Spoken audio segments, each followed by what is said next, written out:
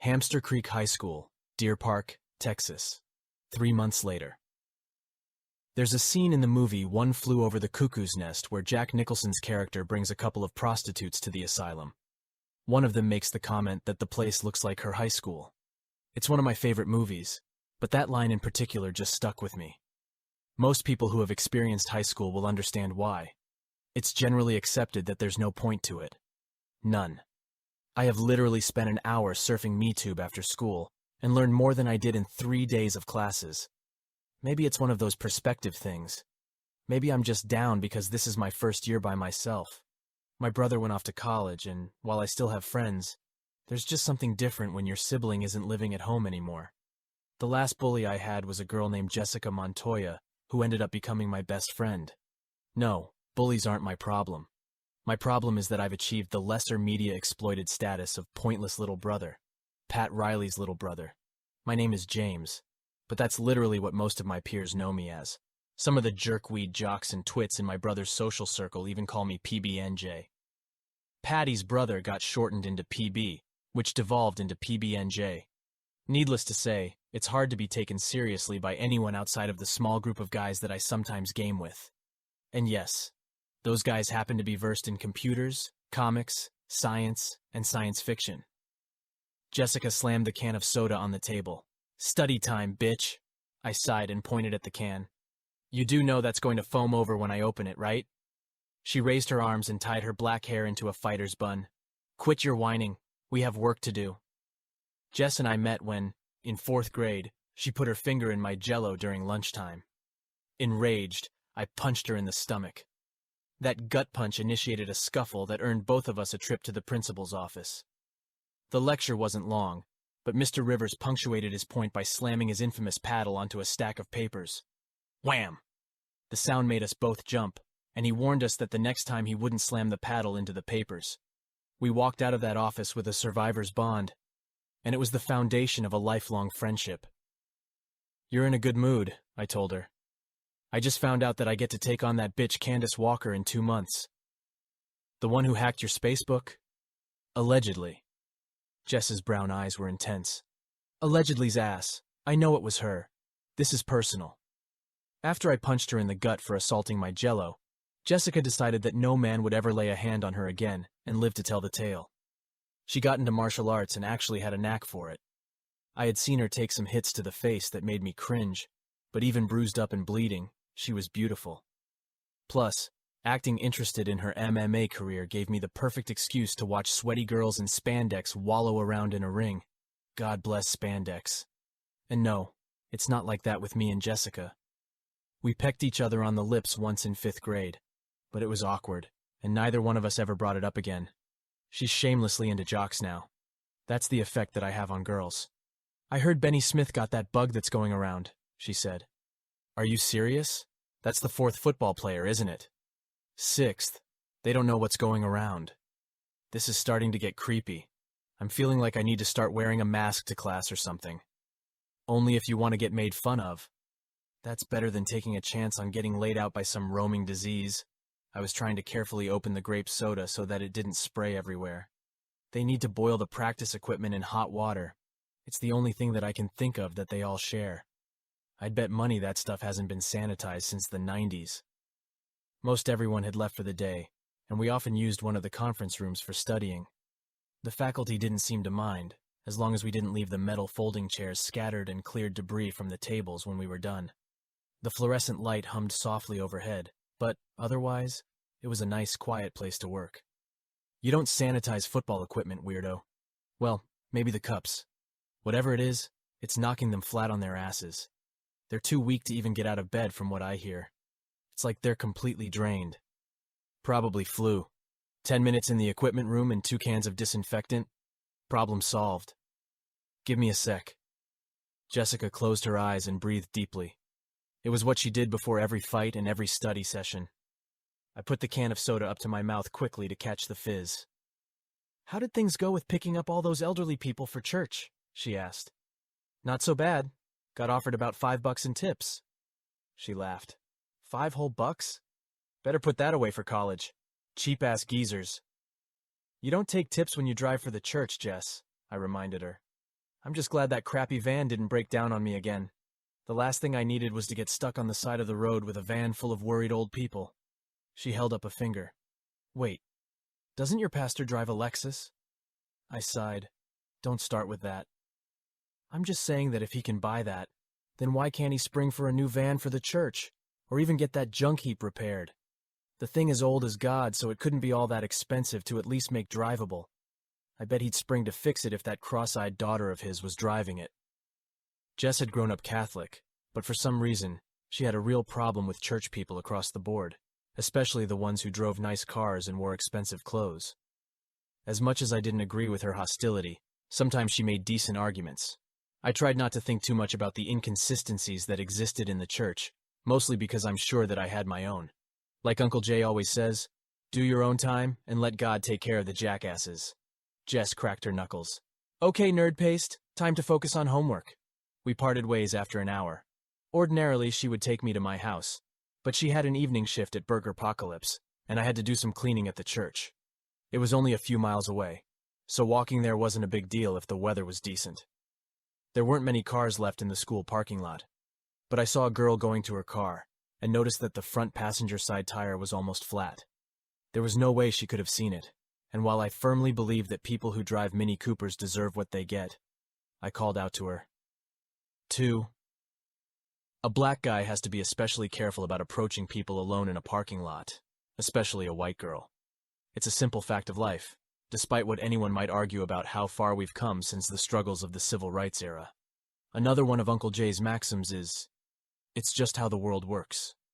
So while I was still a safe distance away, I raised a hand and spoke in a clear, loud voice, so that there was no confusion as to what I was trying to communicate. Excuse me, miss, but I think your tire on this side is flat. She came around and looked. Damn it. I began to walk away. That's it? She asked. I turned around cautiously. Huh? Ain't you going to offer to change it? I shrugged. I guess I could. Don't you know how to change a tire? Yeah, but what? You think I can change a tire in this skirt? How about a little chivalry? I glanced around to make sure she wasn't maybe talking to somebody behind me. She had a pronounced southern accent, even for someone living in Texas, and southern girls were typically straightforward. Getting the tire from under the car was a really annoying process, but after that, it didn't take long. Oh God, she gasped when I knelt down to loosen the nuts from the tire. I'm so sorry. For what? She pointed at my prosthetic leg. My pants had hiked up just enough to expose a bit of the steel bar. Your leg? Oh yeah, I lost it when I was a kid. I wouldn't have asked you do this if I had known. I feel like such an ass now. It's fine. It's not like it hurts. Really? All set, I told her. Just get that spare changed as soon as you can. They aren't meant to be used long term. Yes, thank you for that helpful advice, she said sardonically. All right. I hoisted my backpack onto my shoulder and began walking away. Where are you walking to? Church. On a Thursday? I clean the sanctuary on Thursdays. Actually, every other Thursday. Wonderful. Get in, I'll give you a ride. Thanks, but it's not that far. Good, then I won't have to drive that far. Get in. Classical music played low on the radio as she drove, and mentioned something about transferring from her old high school to play volleyball at Hamster Creek High. Other than that, it was a short, mostly silent ride. I was conscious of being in a car with a girl the entire time, of course. I don't know why it made me uncomfortable. Maybe because she was attractive, if you liked the Barbie doll type. She had the long blonde hair that smelled perpetually of shampoo and perfectly manicured nails. The short plaid skirt that she had been so concerned about was accented by the white polo shirt tucked into it. It was a private school uniform look, popular amongst the jock groupie crowd. Turn here? She asked. I snapped out of my head. The church was in an older neighborhood in a wooded area. Even after all these years, I didn't know the names of the streets by heart, but I did know the old country houses like the back of my hand, and they served as landmarks. Yeah. You come here and just sweep the floors or something? Sweep, mop, clean bathrooms, make sure that the visitor information and tithe envelopes are in the chair slots. Ooh, bathrooms? It's not as bad as it sounds. People don't usually go nuts in church bathrooms like they do in public restrooms. At least not here. So you clean the church for free? What did you do to get that punishment? Rob an old lady? It's just something I do. And then you just walk home? My uncle picks me up. He's been a deacon here for years. There it is on the left. Is it a black church? It used to be. But we get a little bit of everyone these days. She made the turn. I don't mean to ask so many questions, but I've never understood the whole church thing. And don't ask me to come because I ain't religious. All right, I won't. Do you still feel your foot? I've heard that amputees can still feel their stuff when it's gone. Yep. Does it creep you out? Not for a long time. I got out of the car before she could come up with more stupid questions. I'm Matthias, by the way. Thanks for saving me from getting stuck waiting for a wrecker on the side of the freeway. I gave an amiable wave. James, thanks for the ride. I'm having a party at my house tomorrow. Maybe you could come by if you're not polishing the offering plates or something. Give me your cell number and I'll text you the address. Bring a friend. She tapped my phone number onto the face of her phone, and in a moment, my cell phone buzzed in my pocket. 5 Longview Lane, 77005, I read aloud. Wow, that was a nice Houston suburb. Really nice. Gated community nice. Just tell the guard at the gate my name and he'll let you through. Party starts at 8 p. Don't be late. 3. As it turned out, the party was boring, and I regretted having convinced Jess to accompany me. We spent most of the time judging jocks and groupies before someone she knew showed up, and the two of them started talking. The topic of the conversation was sports, so, of course, I had nothing to say. I wandered around people watching and dosing myself with the various snacks. Oddly enough, I hadn't seen Matthias at all, but since the mansion was so huge, I figured that I simply hadn't wandered around enough. People were drinking booze, but it was just soda for me. The last thing I needed was to get back home and have Uncle Jay smell something on my breath. That happened to Patty once. How much soda I had actually drank didn't dawn on me until I tried the door to the downstairs restroom only to find it locked. By the time I got up the stairs, my eyes were floating. Relieving myself was a long affair that gave me time to contemplate the elasticity of the human bladder, and why I had come to this stupid party. Had I really been expecting Matthias's feelings to be hurt if I hadn't shown up?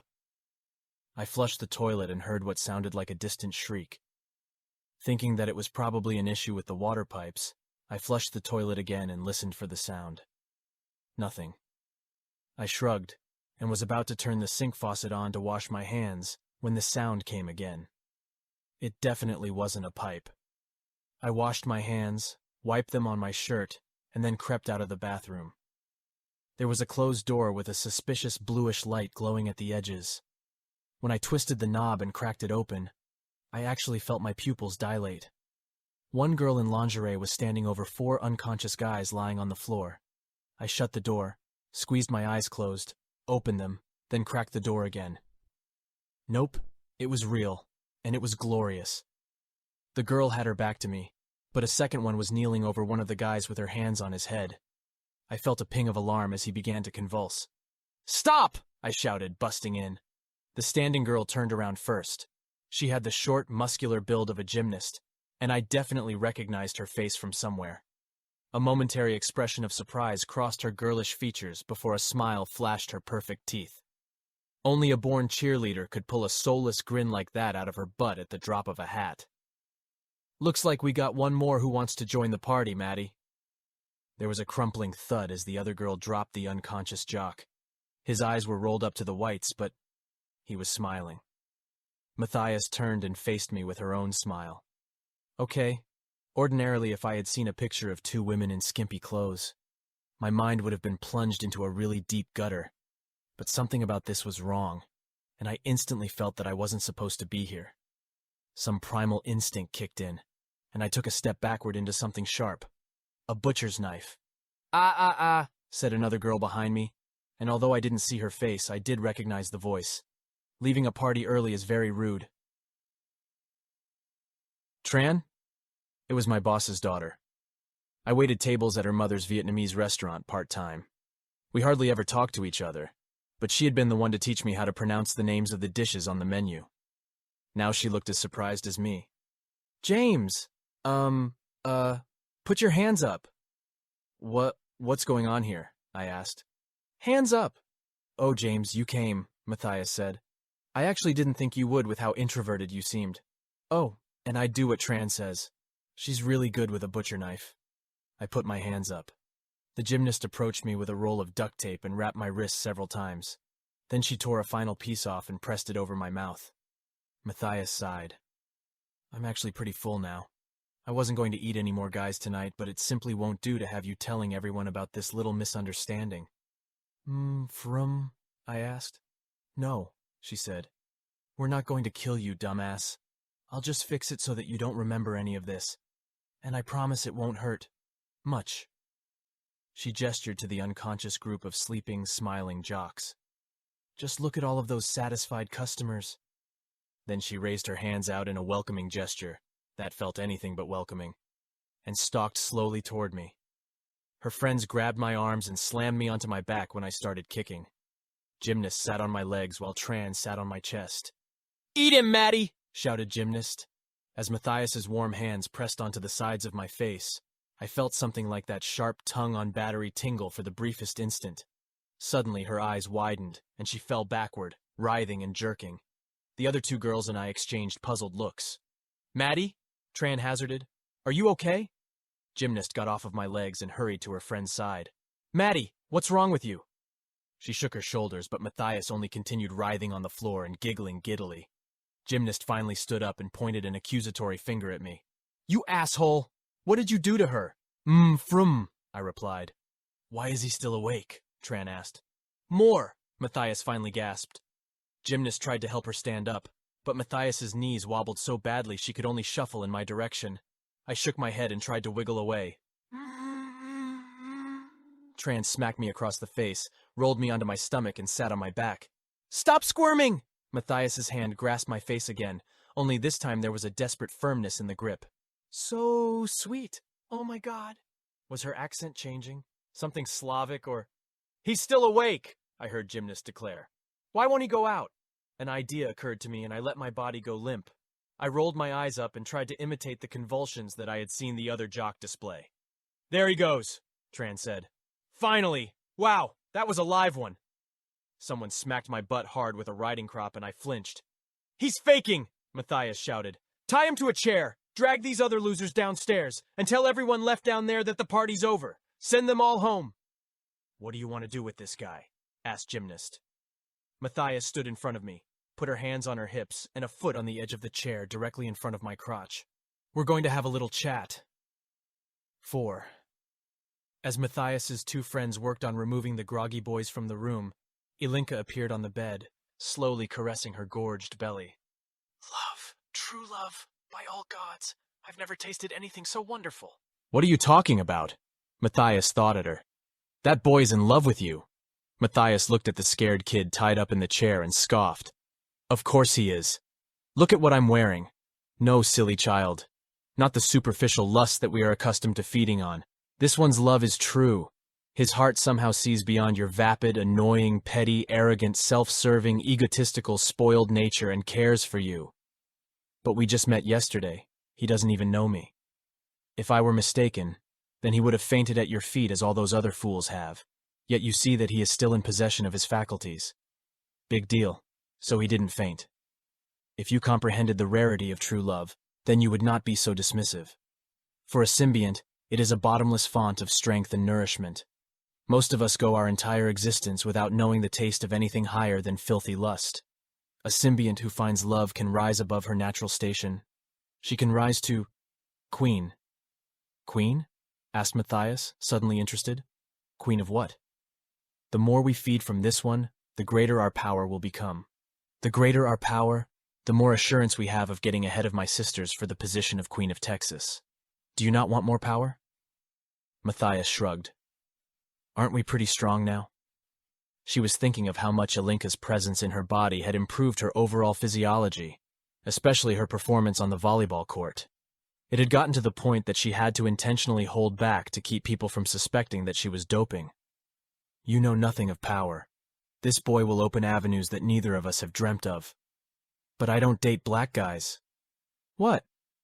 Oh, I'm not racist or anything, it's just personal preference. Preference? Mexican guys are okay, but any darker than that and I'm just not interested. Ilinka rose from the bed and extended a hand toward Matthias. A soft, pink line of light like stardust came from her forefinger. We stand on the precipice of unrivaled greatness, and you quibble over the shade of his skin. The shooting pain just behind Matthias's right eye was intense enough to buckle her knees and make her groan. You will accost this boy, and we will possess him, barked Ilinka. Do I make myself clear? Yes! Matthias was leaning on the bed, squeezing her eyes shut in pain, and then it was gone as quickly as it had come. Good. The apparition turned her attention to James.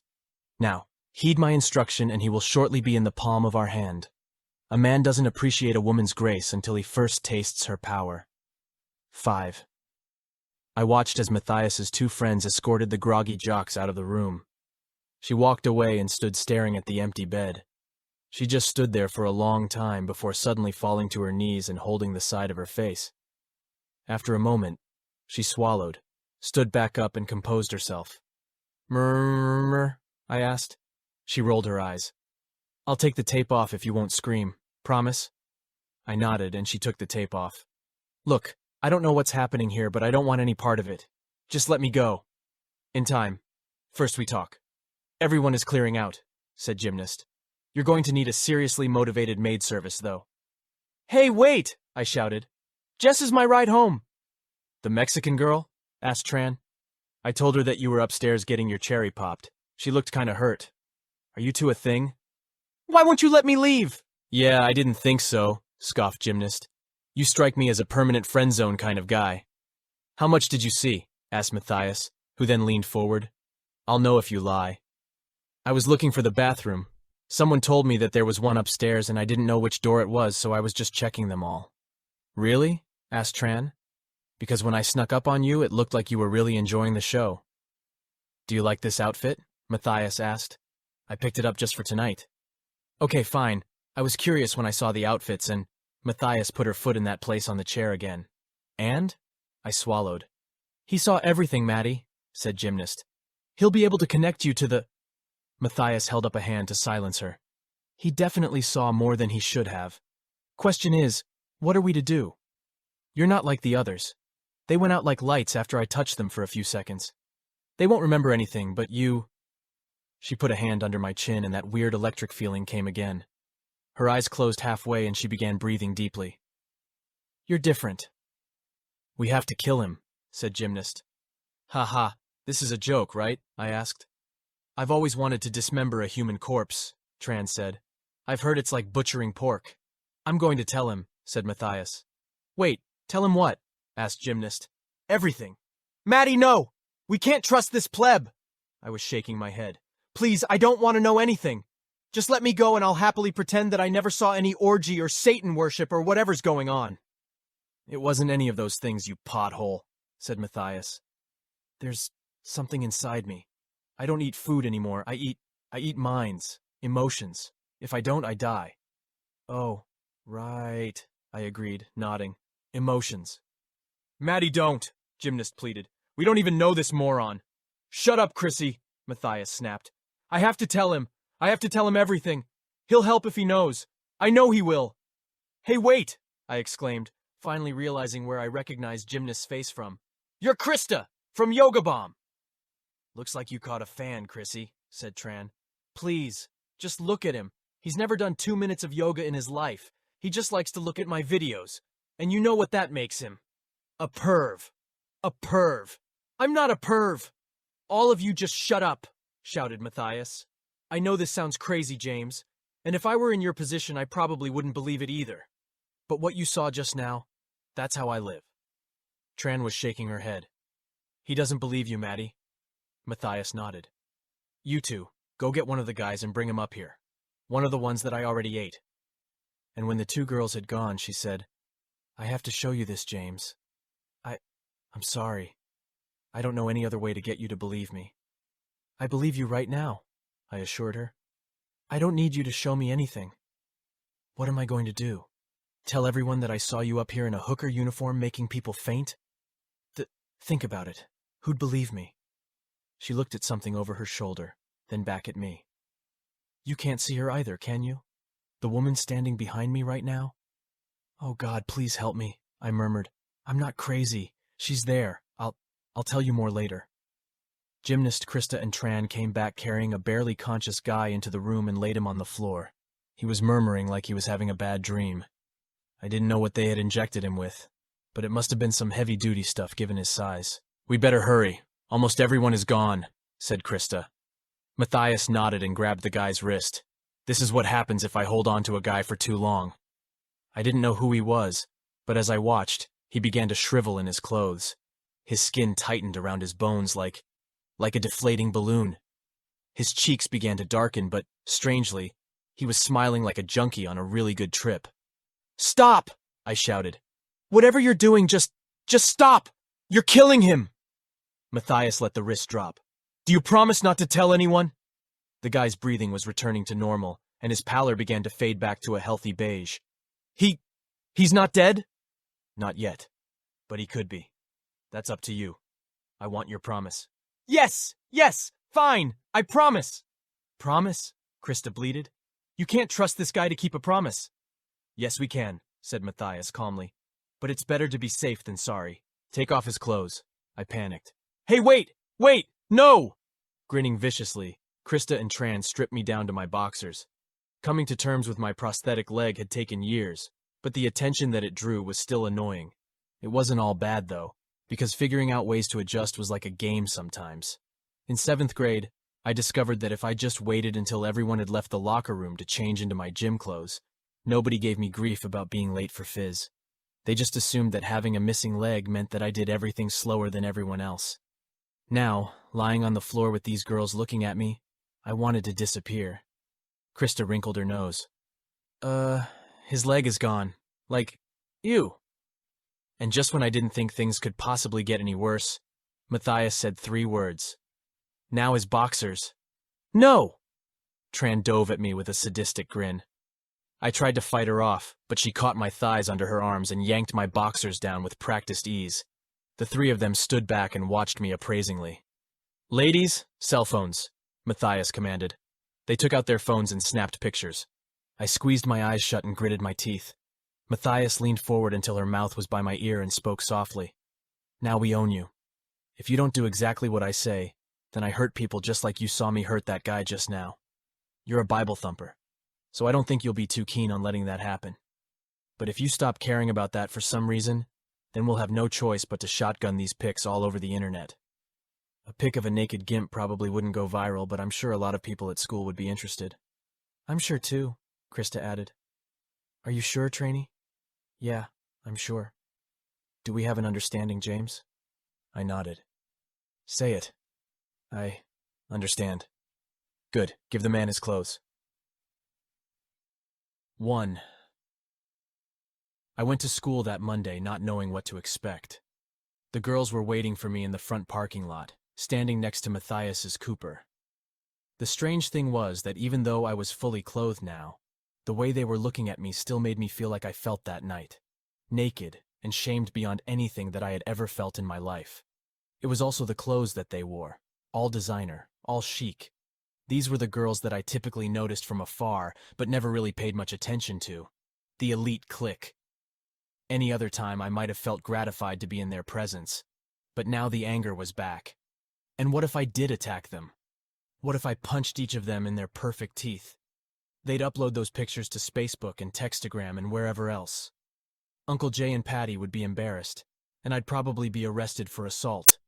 Worse than that, Matthias would keep doing whatever she was doing to people. We meet here 15 minutes before class starts to talk about stuff, she said. Now you do too. I made you a snack, said Tran, handing me a small container. I ignored her. Didn't you hear what she said? Asked Krista. Trainee made you a snack. Her family owns a restaurant. She's really good at cooking. You should try it. He knows that we own a restaurant because he works there, said Tran. Really? Asked Matthias. You didn't tell me that. I was under the impression that you were a loser who just cleaned churches and went to school. Not that being a waiter makes you any less of a loser. I don't want anything from you, I said. James, there's no need for rudeness, said Matthias. We're in this together. so we may as well be civil to one another. Take the snack. I took the container and threw it over my shoulder. I heard it hit something and fall to the ground. There is note together. The girls had their hands over their mouths in what I first took for expressions of disbelief at my audacity. A big hand clapped on my shoulder and turned me around. Hey, bitch, sneered the biggest jock I'd ever seen. You just hit my car with that thing. James, this is my boyfriend Danny, Matthias said sweetly. Who's this guy? He asked. He's just someone I was speaking with, sweetie, and he didn't mean to hit your car. Did you, James? No, sorry, man, I said quickly. Damn right you are, he agreed. Is there any damage, baby? He'll be happy to clean it. Doesn't look like it. Lucky for him. Then you can be on your way. She made a little shooing motion. See you tonight? Maybe. I have practice. I'll call you. Danny's large shoulders slumped, and he looked ready to protest something. Instead, he stuffed his hands in his Letterman jacket and walked away. That was certainly entertaining, said Matthias, smirking. Serves him right, Tran added. I spent a lot of time making that. Matthias raised an eyebrow. You should really check that temper of yours, James. It could get you into trouble if you're not careful. Then she held a hand out to me. What's that for? I took a step back. We have to be touching for it to work, genius. And let you suck me dry like that other guy? No way! She stepped forward and grabbed me. I tried to yank away, but her grip was really strong. I expected my body to deflate. What would it feel like? Would someone find my withered corpse here in the parking lot later on? Nothing's happening, I observed. He's really smart, Tran said dryly. It's not the same with you as it is with the others, Matthias explained, sounding regretful. I can eat as much energy as I want from you. How? I asked. Why? How the hell is she supposed to know? Krista asked dully. Well, there has to be a reason. Maybe there are other people who you wouldn't be able to hurt. Maybe it's a natural immunity thing. If I have it, then other people might have it. If we can find them, then you won't even need me anymore. Just find us at lunch, hun, said Matthias, and they walked away. 2. As it turned out, Matthias and her crew sat a good distance away from where Jess and I usually sat at lunch. Jess gave me a look when I sat at the table with them. I shook my head slightly at her, which I hoped she took for an I'll explain later gesture. I took my lunch out of the brown paper bag. A Granny Smith apple, a well-packed BLT, and a root beer. What a disgusting ensemble, Tran remarked, looking at my food. I didn't ask your opinion, I countered. You should. I could give you some advice that might help your breath smell better, and your complexion. I resisted an urge to raise a hand to my face and smell my breath. It wasn't nice what you did with Trainy's gift this morning, said Krista. She put a lot of care into it. An apology is in order. An apology? I don't want to be here. I don't want anything to do with you idiots. Speaking of which, Matthias began, I understand that your grades are very good. I could use a tutor in math and chemistry. I took a bite of my sandwich. Forget it. Would $100 per session be sufficient? I choked, pounded my chest and rasped, $100? Take a drink, hun, she advised calmly. We study at my house. I'll arrange for transportation to and from your home, of course. Even in my current state of anger and shame, I understood one fact. $100 was slightly less than what I made in 2 weeks working part-time at the restaurant. That much money in one day? It would change my life. It would, however, also mean interacting with these twits more than I had to. Forget it. You need time to consider, Matthias said. I understand. I'll expect your decision by this afternoon. Don't let anger keep you from making the best out of a bad situation, James. This doesn't have to go badly for you. Now apologize to Trainee. No. James, you're being childish. We don't know each other all that well yet, but you strike me as more mature than this. An olive branch was extended and you pissed on it. I folded my arms and waited. We'll make a note of that then, she said. The three of them each opened a ridiculously small bottle of water at the same time and took a sip. 3. In reality, the decision to tutor Matthias was made before she finished the sentence asking me to do it. Yeah, I was still pissed at her, at all three of them. But a gig like this could not be ignored. I had heard about $100 bills and myths. Uncle Jay sometimes got customers who paid for parts from the junkyard with them. But had I never dared dream of touching one? Had my faithful, Eternally? Pathetic checking account ever known the sweet temporary companionship of more than 2 digits? Matthias sent a taxi to pick me up from my house. It was only the second time in my life that I had ridden in one. Taxis aren't as common in Houston as, say, New York, but there are plenty of them. She lived in a really affluent area. Jess and I had barely been able to believe how big the mansion was when we arrived for the party the other night. The sheer size of the estate still had a dizzying effect on me. "You live here by yourself?" I asked. The doorbell had been one of those clock-like chimes that seemed to go on forever into the uttermost parts of the home.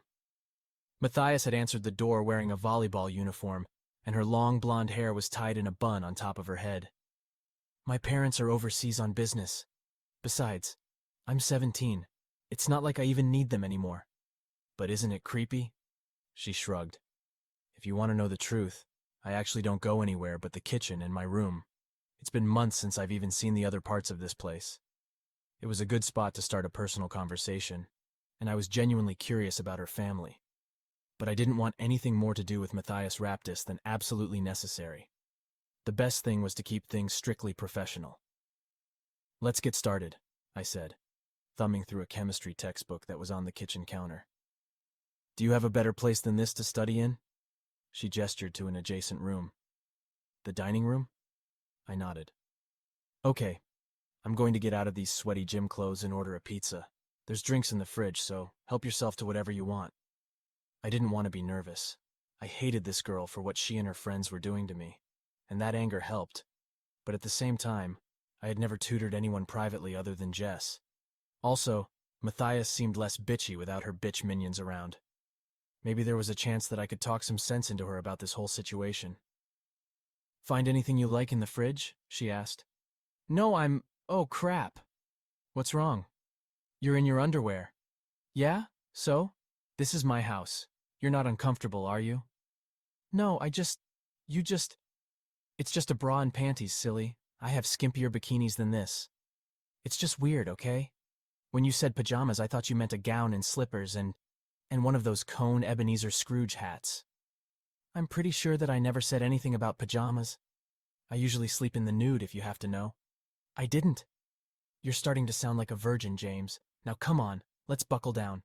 She sat down in one chair and patted the empty seat beside her. "Pizza's on the way, and you're on the clock." I sighed, tried to hold an image of that nice, crisp $100 bill in my mind, and sat down. $100, 100. Crap. It wasn't working. The $100 bill kept rolling up on its own and floating into Matthias's little blue panties. "This wasn't our house," she said, as I began nervously leafing through her textbooks. "It was built by someone else. I hate houses like that, because you never know what kind of people lived in them before, you know? Looks like it's in good enough shape. But you don't really know what's been fixed or cleaned or painted over, and the real estate agent sure as hell isn't going to tell you any of that. So this week you're studying atomic structure? And it's kicking my ass. Is it weird that you're a grade below me, but you're tutoring me?" "Nah, I just do some studying in my spare time, so I'm usually a little ahead of the coursework for my grade." She chuckled. "Who studies in their spare time?" I shrugged. I needed good grades to have a chance at getting into a good medical school, but that was none of her business. "Want some bourbon?" "I'm 16. "Really? Well, darn it. Chris Hansen and the camera guys are going to be disappointed." "No thanks. Suit yourself." She went to a cabinet full of liquor bottles and poured some in a little glass. "Nectar of the gods. All right, so are you understanding atomic numbers and covalent bonds?" "Oh, no small talk? You're one of those strict teachers, aren't you? I like strict teachers. I'm just trying to get you your money's worth out of this." "In that case..." She reached over the table and held out her hand. "Can we do that later?" My cell phone rang. "But I'm hungry now. James, don't you know anything about teaching?" "A teacher is much more effective when they make an emotional connection with their student. You talk about yourself a little. I talk about myself a little. That sort of thing." "Is that your first glass of that stuff?" "Just take my hand. I fed you at lunch. And now I'm hungry again. Really hungry." "I'm not taking your hand, Matthias. Now, I thought you really wanted to learn about... Where are you going?" Instead of answering, her smile grew, and she stalked slowly around the table. Some kind of deep animalistic biological imperative went off in my gut. I stood up and began to backpedal. "Why are you backing away?" she asked. "Why are you following me?" "James, I know you like me. Are you feeling okay? I just want to hold your hand." I kept backing up. "You're scaring me." "Come here." I turned and ran.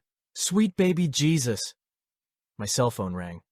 Pastor Ken preached a sermon once, this must have been a couple of years ago, about fleeing temptation. He told us the story of Joseph and the desperate housewife situation, and said that Joseph didn't run from the wife because he was afraid, but that he ran to escape his own temptation to sin. The point of the message was that we should not just run away from sin, but from the very temptation. This, however, wasn't me running from temptation. It was pure fear. A freakily grinning white girl in her underwear was chasing me, and I was scared. Simple as that. She moved oddly fast, which I chalked up to her being athletic, but over the years, I've actually learned to move fairly rapidly with my prosthetic leg. We circled 4 or 5 times around the huge island stove before she leaped onto it and actually dove at me. I ducked and ran into a hallway that had a staircase and barely touched any of the steps on my way up. The only light up here came from errant rays of the dim orange sunset outside, so it was mostly shadows. I made a left into the first door that I came to, slammed it shut, and thanked God that it had a lock. A bathroom. Wonderful. I went completely silent. With any luck, she hadn't been able to recover from that crazy dive fast enough to have seen where I... "James." Her silky smooth voice came through the door seam as clearly as if she were on my side of it. "We can smell you in there. Fear has a really strong scent. Did you really think you could hide from me in my own house? Now why don't you open the door? There's no reason to be afraid. You actually brought me here for this?" "Uh-huh." My cell phone rang. But what about learning chemistry and math? Open the door and we can talk about it." "I'm not opening this door!" "James, think this through," she said reasonably. "If I call the cops, they'll come and find a strong, strapping black guy in here and a frail little girl in her panties all beaten up. Who do you think is going to pull the short straw in that scenario?" "I haven't touched you." "Oh, but you have. You punched me in the face." I heard a smack and flinched. "Did you just hit yourself?" "Then you kicked me in the side when I fell on the floor." The unmistakable sound of limbs hitting the carpet, then another smack. "Stop hitting yourself," I shouted. "Didn't anyone ever teach you that it's bad form to hit girls?" 2 more smacks. "Oh God, my nose is bleeding, James. I'm getting lightheaded. I need tissue. There's blood everywhere. Maybe I should go ahead and call the cops before I bleed out. I'm sure you can tell them everything that happened and they'll believe you." My heart was pounding even harder now. "James, I just thought of something. Are you gay?" Genius. Why hadn't I thought of that before? Yeah, I'm gay. I've been afraid to tell anyone. This damned figurative closet." I heard her fingers snap. "Darn it. I guess that explains why you're not interested. Wait, how do I know you're telling the truth?" I thought fast. My best friend is a girl. My favorite show is Prancing with the Stars. I'm wearing bikini briefs. White or leopard print." My cell phone rang. White. "This is so embarrassing," she said, sounding disappointed. "I can't believe I missed it. You know, I'm usually pretty good about noticing the gay guys." "Oh well, I guess we can get back to studying. See you downstairs." I heard her walk away, and could actually feel my blood pressure ease up. She'd probably spread rumors around the school, but I would cross that bridge when I came to it. I twisted the little lock switch on the knob, and the door exploded open, knocking me backward and against the far wall, hard enough to make me dizzy and slump to the floor. I couldn't get up. I couldn't do anything but lay there and try to suck in air. Matthias stood over me holding a roll of duct tape and smiling. A thin stream of blood was dripping down her face from her nose, and a purplish patch was forming under one eye. Even as I gasped for breath, I was alarmed to see that she had actually injured herself. My cell phone rang. "Ha! You think I'm as dumb as you look?" she gloated. "If you're gay, then I'm a goddamn hermit crab. Your head almost popped clean off your shoulders when you came into the room the other night and saw us in our lingerie outfits. James, think about it." She rested her hands on her hips. "A beautiful, supple teenage girl is throwing herself at you. No offense, but I can almost guarantee that this is a once-in-a-lifetime chance for you." She paused and looked over her shoulder. Someone's coming. She went away, then came back. Pizza's here. I'm going to need you to be quiet. Then she waggled the roll of duct tape in the air. I'm sure you remember how this goes. It was the same roll of tape that they had used last Friday night. Still weak from the impact with the wall, I could only groan as she rapidly tore pieces of it and wrapped my feet and hands. I had a mental image of a cowboy roping a rodeo calf. Now, you just wait here, and I'll be right back. She put a piece of tape over my mouth and left me there. This was my chance. If I could somehow get the delivery guy's attention, then he could help. The doorbell rang. My cell phone rang. I heard the door open and Matthias talking to what must have been the delivery guy. I screamed as loud as I could behind the tape and tried to turn around so that I could worm crawl my way out of the bathroom.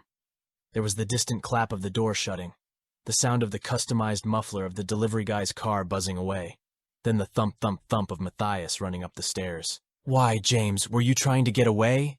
Maybe trying to get that delivery man to notice you and ruin our fun? No such luck. He only had eyes for me. It's amazing what a girl can accomplish in nothing but her skivvies, don't you think? Now it's dinner time. She dropped the pizza box and literally jumped on me. My cell phone rang. Her hands clasped the side of my neck and she breathed in deeply. Oh my God, yes, no, it's not enough. She rolled me onto my back, ripped my t-shirt down the middle and pressed both hands on my chest. I asked. Smiling at my expression, she ripped the tape off of my mouth and spoke breathlessly. What was that? I asked what the hell you're doing. We've been wanting to do this.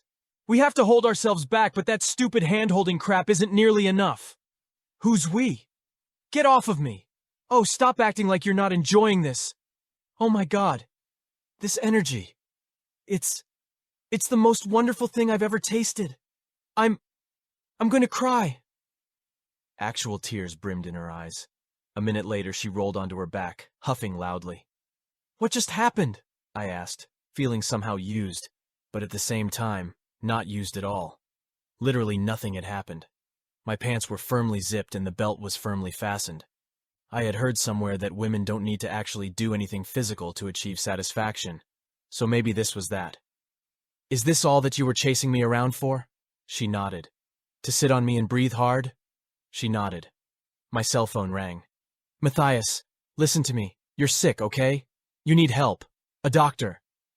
Oh, James, I have to tell you something, she pleaded. I have to tell someone. Nope, no, don't tell me anything. She dragged me downstairs, put me in one of the chairs from the kitchen, then dragged me to a study where she wrapped more tape around my ankles and arms. Just so you don't try to run when you see this. It's not pretty. My cell phone rang. Who the hell keeps calling you? Jesus H. Christ. Can't they see that you're too damn busy to talk?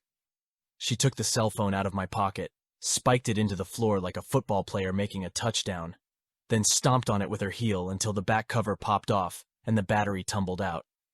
She picked up one of the kitchen chairs and brought it down on the little device until the chair fell apart. Then she used a chair leg to beat the scattered remains. I watched this tantrum in quiet wonder until she dropped the wooden chair leg and composed herself. Now, where was I? You said that you haven't told me everything. Oh, right. 4. She dragged me out to the backyard and into the woods. The sun was set, but the light coming over the horizon was still enough to make things mostly visible back here. Be right back, she said. Hey, wait, you're just going to leave me out here? After a few minutes, she came back carrying a flashlight and a shovel. You need to see this, James. I need you to see it. See what? She turned the flashlight on. Open your mouth. Why? I need you to hold the flashlight while I dig. Is that thing clean? Just open your mouth. I did, and she placed the slender metal barrel between my lips, then pointed to a small area. Now keep it aimed at that spot. A feeling of foreboding that had begun blooming in my mind since she came back with the shovel was becoming a full and terrifying flower. Any other day of the week, a girl in her underwear using a shovel 7 feet away from me would have been a source of encouragement, but the smell of something rotten was growing stronger. Really rotten. It didn't take long for her to reach a layer of rocks. She tossed the shovel aside, got on her knees, and began digging soil from around the stones with her hands until she could grab 2 of the rocks and toss them aside. She said that the rocks would keep animals from getting to it, said Matthias. I didn't know who she was, but based on the smell, I had very good idea of what might have been in the dirty, partially buried piece of trash bag that now lay exposed. The flashlight, along with a stream of vomit, tumbled from my mouth. 5. We had been waiting in silence for about 10 minutes. Matthias hadn't stopped looking at the floor, and I hadn't stopped watching her. Sorry about your flashlight, I finally hazarded. You can probably just wash the handle off and it'll be good as new. It's a sturdy brand. Tran and Krista are my best friends and they don't even know about the body. They don't know about her either. I'm scared that they would think I was crazy if I told them. Yeah, well, I really wish I didn't know. He was going to kill me, James. I know that there's no way to prove that now, but he was. He was going to kill me and do other things. Right out there in the driveway. Ilinka saved me. Ilinka? That's her name. The one only I can see. When that shithead was about to do that stuff to me, something crawled up my nose and I blacked out. When I came to, I was in the bathroom and he was in the tub and Ilinka showed me how to kill him and, get rid of the body. Do I look like someone who could do something like this by myself? Do I? I actually didn't know what murderers looked like outside of handcuffs and prison jumpsuits. They probably looked like ordinary people. Ordinary men. Ordinary girls. And you figure that since I already think you're crazy, it's okay to tell me all this? She folded her arms. I'm telling you because you're in love with me, stupid. What?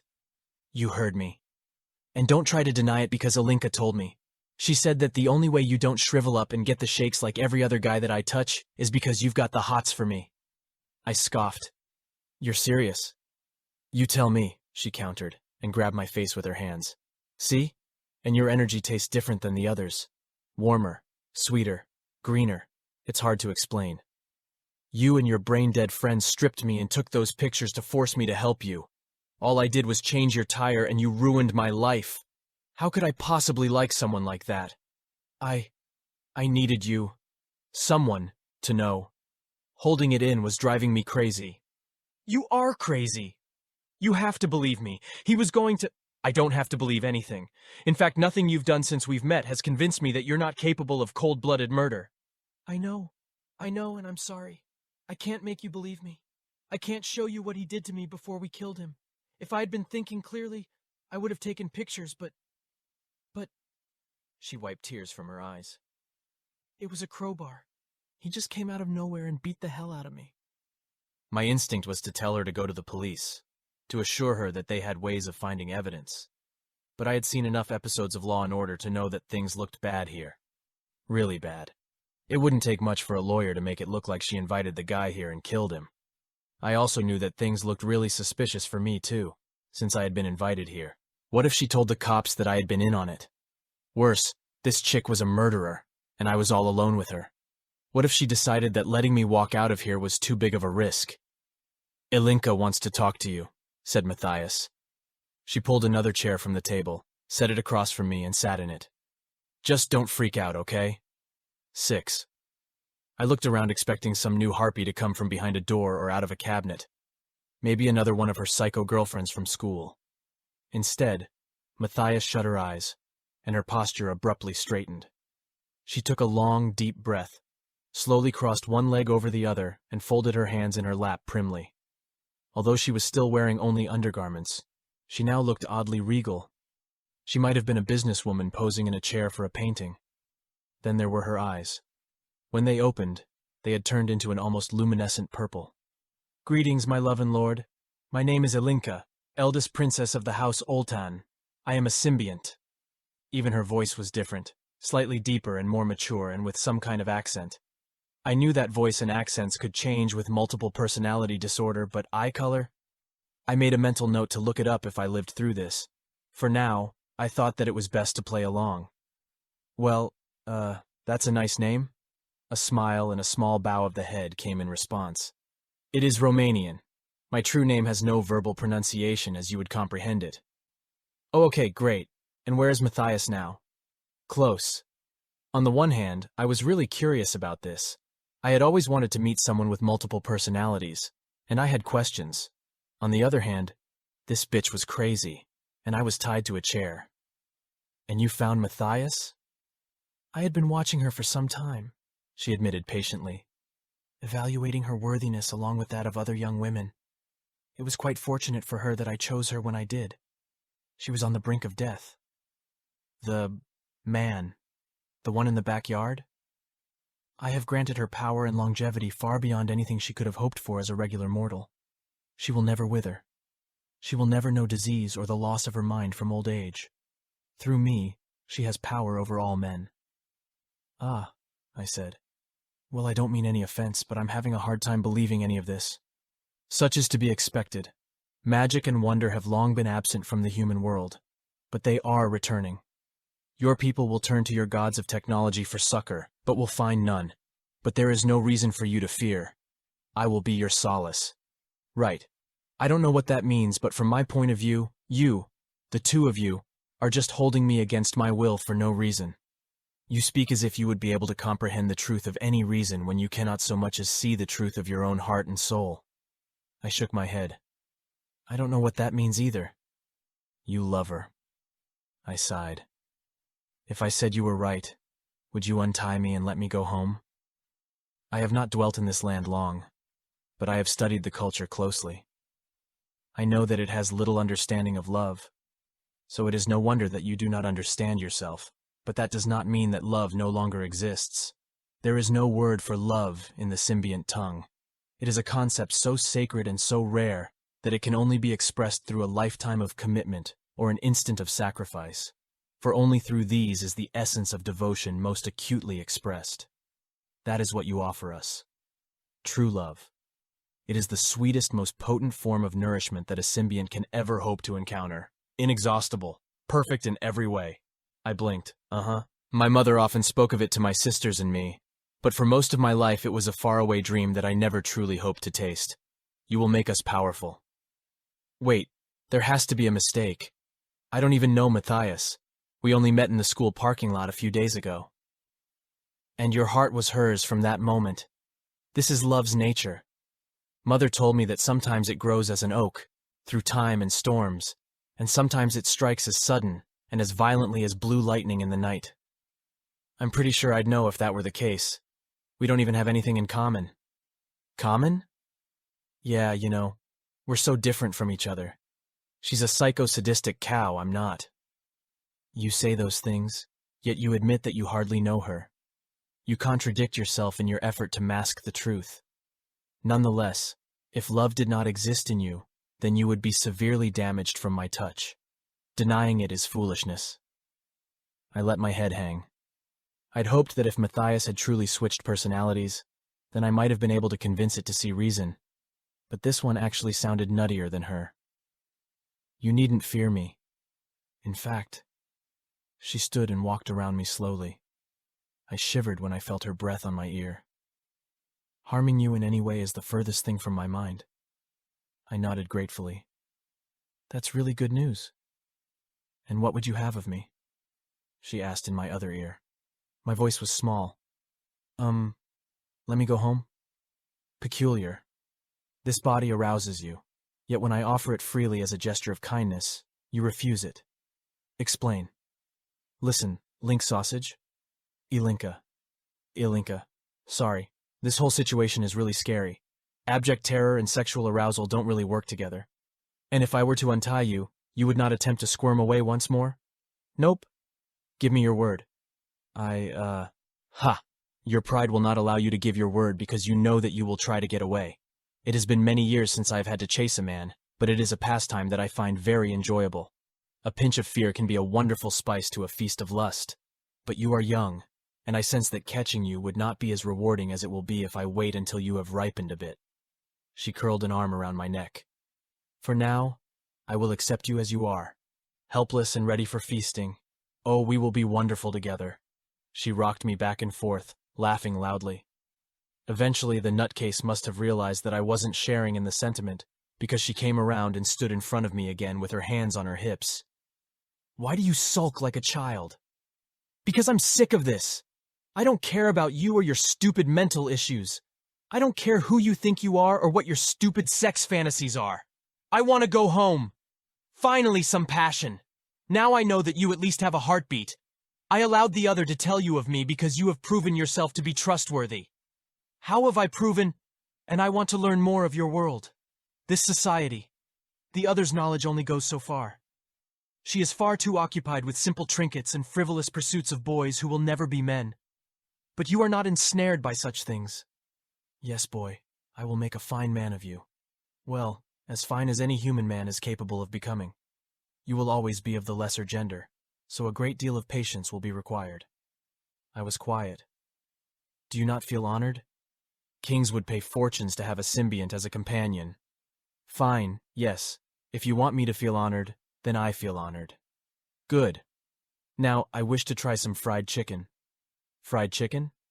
The other has informed me that it is a delicacy amongst your people. My people.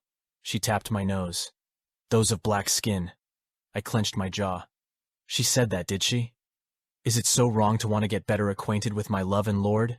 Human food does not nourish me, but I am capable of tasting it, and I have found that a man's native dish can greatly relax him in uncomfortable situations. My name is James, not my love and lord. Please call me James. Such a mundane name, but I will make a bargain with you. You prepare this fried chicken, and I will call you by whatever name you wish. Fine. If you want fried chicken, then my uncle makes it better than I ever could. Deal? She sat on my lap and rested her arms on my shoulders. You're inviting me to your home? Wait, no. No, I'm not actually. What I meant to say was that my uncle will prepare the fried chicken and I'll bring it to school. Oh. Well, I suppose that will do. And I suppose it is time to release you from your bonds, even though I quite enjoy you like this. She rested her forehead against mine, and her voice went soft again. Remember, merely speak my name, and I will come forward. I hesitated. Right. I'll remember that. You! Matthias leapt up and away from me. Oh God, what did she make me do? Oh yeah, right. I took complete advantage of you, then sat back in this chair and wrapped myself in duct tape. Like you wouldn't if you could have. Then think what you want, she sighed. Anyhow, now you see that I was telling the truth, right? About Alinka? She isn't just imaginary. Yes, Matthias, I met your alternate personality. The tipper was when she told me that you told her that fried chicken was a delicacy amongst my people. You crazy racist. Matthias bit her lower lip. I never said that. We both know that's exactly something that you'd say. Okay, fine. But we were just talking. She started unwrapping the layers of tape around my body and feet. I didn't mean anything by it. You owe me a new phone, by the way. I know. We'll go shopping for one later. Here, I think you've earned this. She reached into the front of her panties and pulled out $100 bill. Is that thing clean? Oh, please. I could drop it in a septic tank right now and you'd still take it home and cuddle it. I don't want something that's been in your crotch. It wasn't in my crotch, it was in my waist. There's a difference. Not in those drawers. Why would you even put it there? She shrugged. Because I knew it would be the last place you'd look if you tried to rob me. 7. Bust a Brawl. Gym, Deer Park, Texas. What the hell is the matter with you? Asked Jessica. She punched the thick mitts on my hands randomly and shuffled her feet. The gym was almost always crowded at this time of day with people getting off of work and school. Coming here and seeing people hitting speed bags and sparring in the rings sometimes made me want to at least get into shape. And Jess was always nagging me about putting some meat on my bones. But what was the point? Time spent building muscles that I'd rarely need could have been spent watching a science or history documentary. Nothing, I said. Oh, it's something. You've had that zonked-out expression all day. I'm not zonked out. Did she try something? Who? Driving Miss Daisy. Who? That stuck-up cow that you tutored last night. What, did you think I wouldn't find out? I called your house last night when I couldn't get you on your cell phone and Uncle Jay said you went and helped a girl from school with her maths. He actually said maths. It was adorable. So? So what? She gave me a look. Okay, fine, if that's how it is. Her punches got harder. She wanted me to help her with her homework, Jess. There's nothing to talk about. I bet she did. Not everything is about sex. That, sir, sounds like a guilty conscience. You know we've both been waiting for the day that you get some nookie. As probably the only person rooting for you in that regard, I feel like I'd have a right to know if, say, maybe you swept the books off the table and ravished her like in a romance novel. Or maybe things didn't go that way, huh? She stopped abruptly, went to her backpack that was laying nearby, reached in, then held up one of those ugly mini troll dolls. It had blue hair. Want to show me on the doll where she touched you? I sighed. I stayed too long at her place and ended up working all night on my own homework. I'm tired, that's it. Oh, well that's no fun. You do realize that's the first time you've been out with a girl other than me, right? You could technically call it a date and maybe slightly improve your social status. It's not a date if you get paid for it. You say tomato, I say prostitution. How much did she pay you? A penny. Jessica's shoulders dropped. She paid your sorry ass $100? What is she, a drug dealer? I don't know. You saw her house. Yeah, she probably wipes her butt with 20s. Dude, you could drop out of school and survive off of a gig like that. That's $2K a month, tax-free, for just one client if you do it 5 days a week. You get a few more of those rich mannequins to care about their education and you'll be in boats and hoes by the time you graduate. Maybe even finally afford a... Are you zonked out again? I don't think anyone else would pay that much for tutoring. I guess this explains why you were hanging out with them yesterday morning.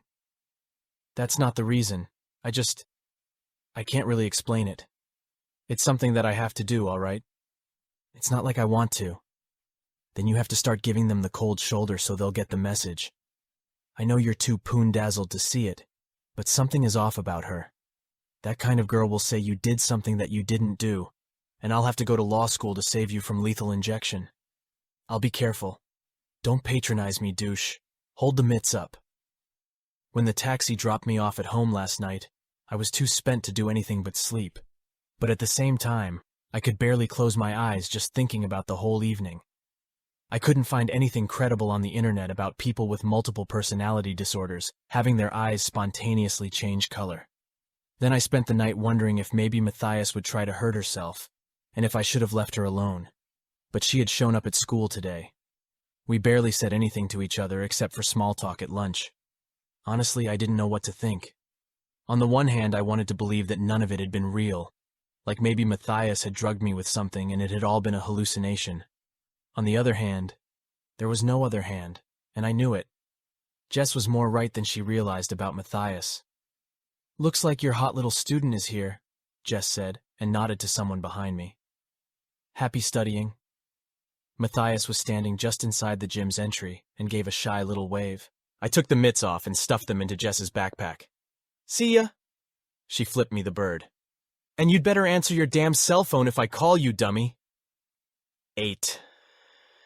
You really need a car, Matthias grumbled. This place is completely out of my way. Believe it or not, cars cost money. Don't I pay you well? I looked at her. You're kidding, right? Maybe. And didn't you say that you like to drive?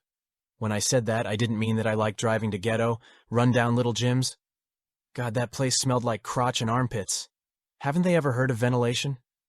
Yeah, well, it's a gym. People work out in gyms. So Jessica's into martial arts?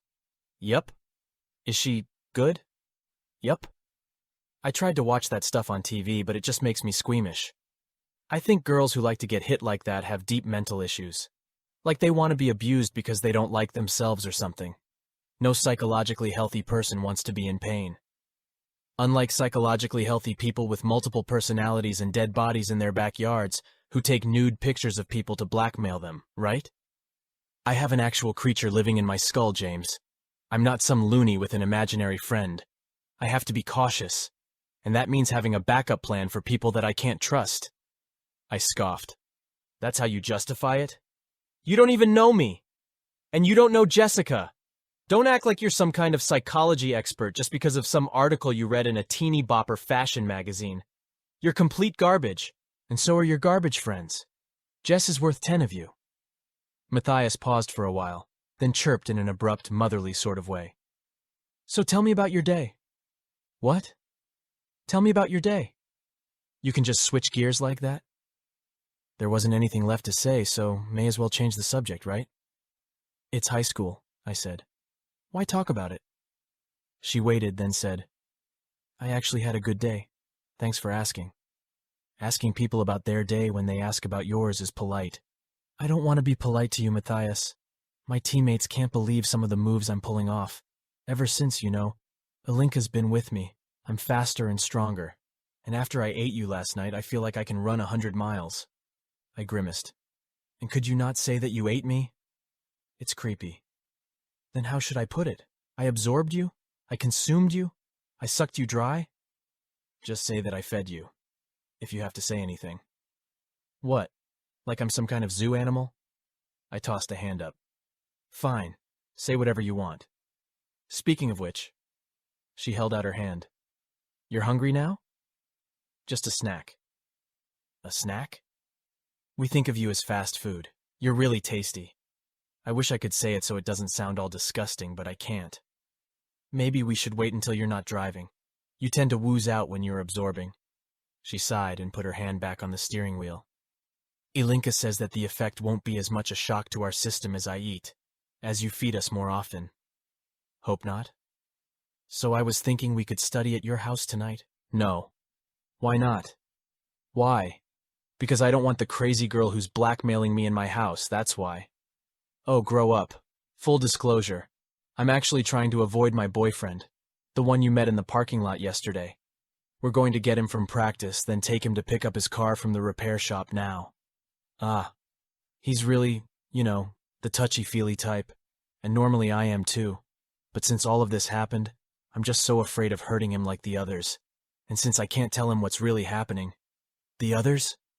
She looked at me from the corners of her eyes. I held up a finger as the penny dropped. So wait a second. That virus that's been laying out the jocks lately. That was you? They were so easy, she giggled. At first I was so terrified at the thought of having to actually sleep with all of them. But all I had to do was get in their car, and 2 minutes of kissy face later, they were out for the count. Are you serious? That's what, 20 guys? What if they don't recover? Alinka says that they will. As long as we're careful not to eat too much, then they'll be okay. Aren't you worried about your boyfriend finding out? Clearly you don't understand jock politics at our high school. Clearly. They'll brag about sleeping with girls, but not if it's a girlfriend of one of their teammates. Strife on the team inhibits performance efficiency on the field. They don't want that. Besides, it's mostly the second stringers, and it was just kissing. It never goes further than that. Maybe some groping. But you would have? She shrugged. A girl's gotta eat. Anyway, we don't have to worry about that anymore with you here. James, you saved the football team. You're the MVP nobody even knows about. Who would have thought that a nerd would be working behind the scenes to protect the school's pride? That's kind of awesome. Just when I thought this whole thing couldn't get any more disgusting. Have you thought about telling your boyfriend what's going on? If he cares about you, then he'll probably... No way. Danny's a sweet guy, but he has a mouth the size of one of those sinkholes in Brazil. Or was that Mexico? Anyhow, he couldn't keep a secret to save his life. So you don't want to get fresh, and he's thinking that there's something wrong with him, right? Did you just say, get fresh? People say that. Yeah, in old black and white movies. I was trying to be discreet. She made a left turn and adjusted the rearview mirror. He's even more of a baby than you are. I mean, what is it with guys and sex?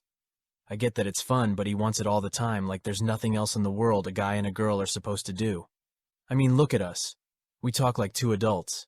If I threw myself at Danny like I threw myself at you last night, I'd be so preggo now. That's gross. I'm exaggerating, kind of. But it is getting harder to make excuses without him thinking that I just don't want to be with him anymore. And you can't, turn the absorption thing off? She shook her head. Alinka says that it's part of the package. We can decrease how much we take by a lot, but we can't turn it off completely. We always take something, and the longer we touch someone, the weaker they get. Speaking of which, I did a little research into succubi. Succu what? Succubi. It's the plural form of succubus.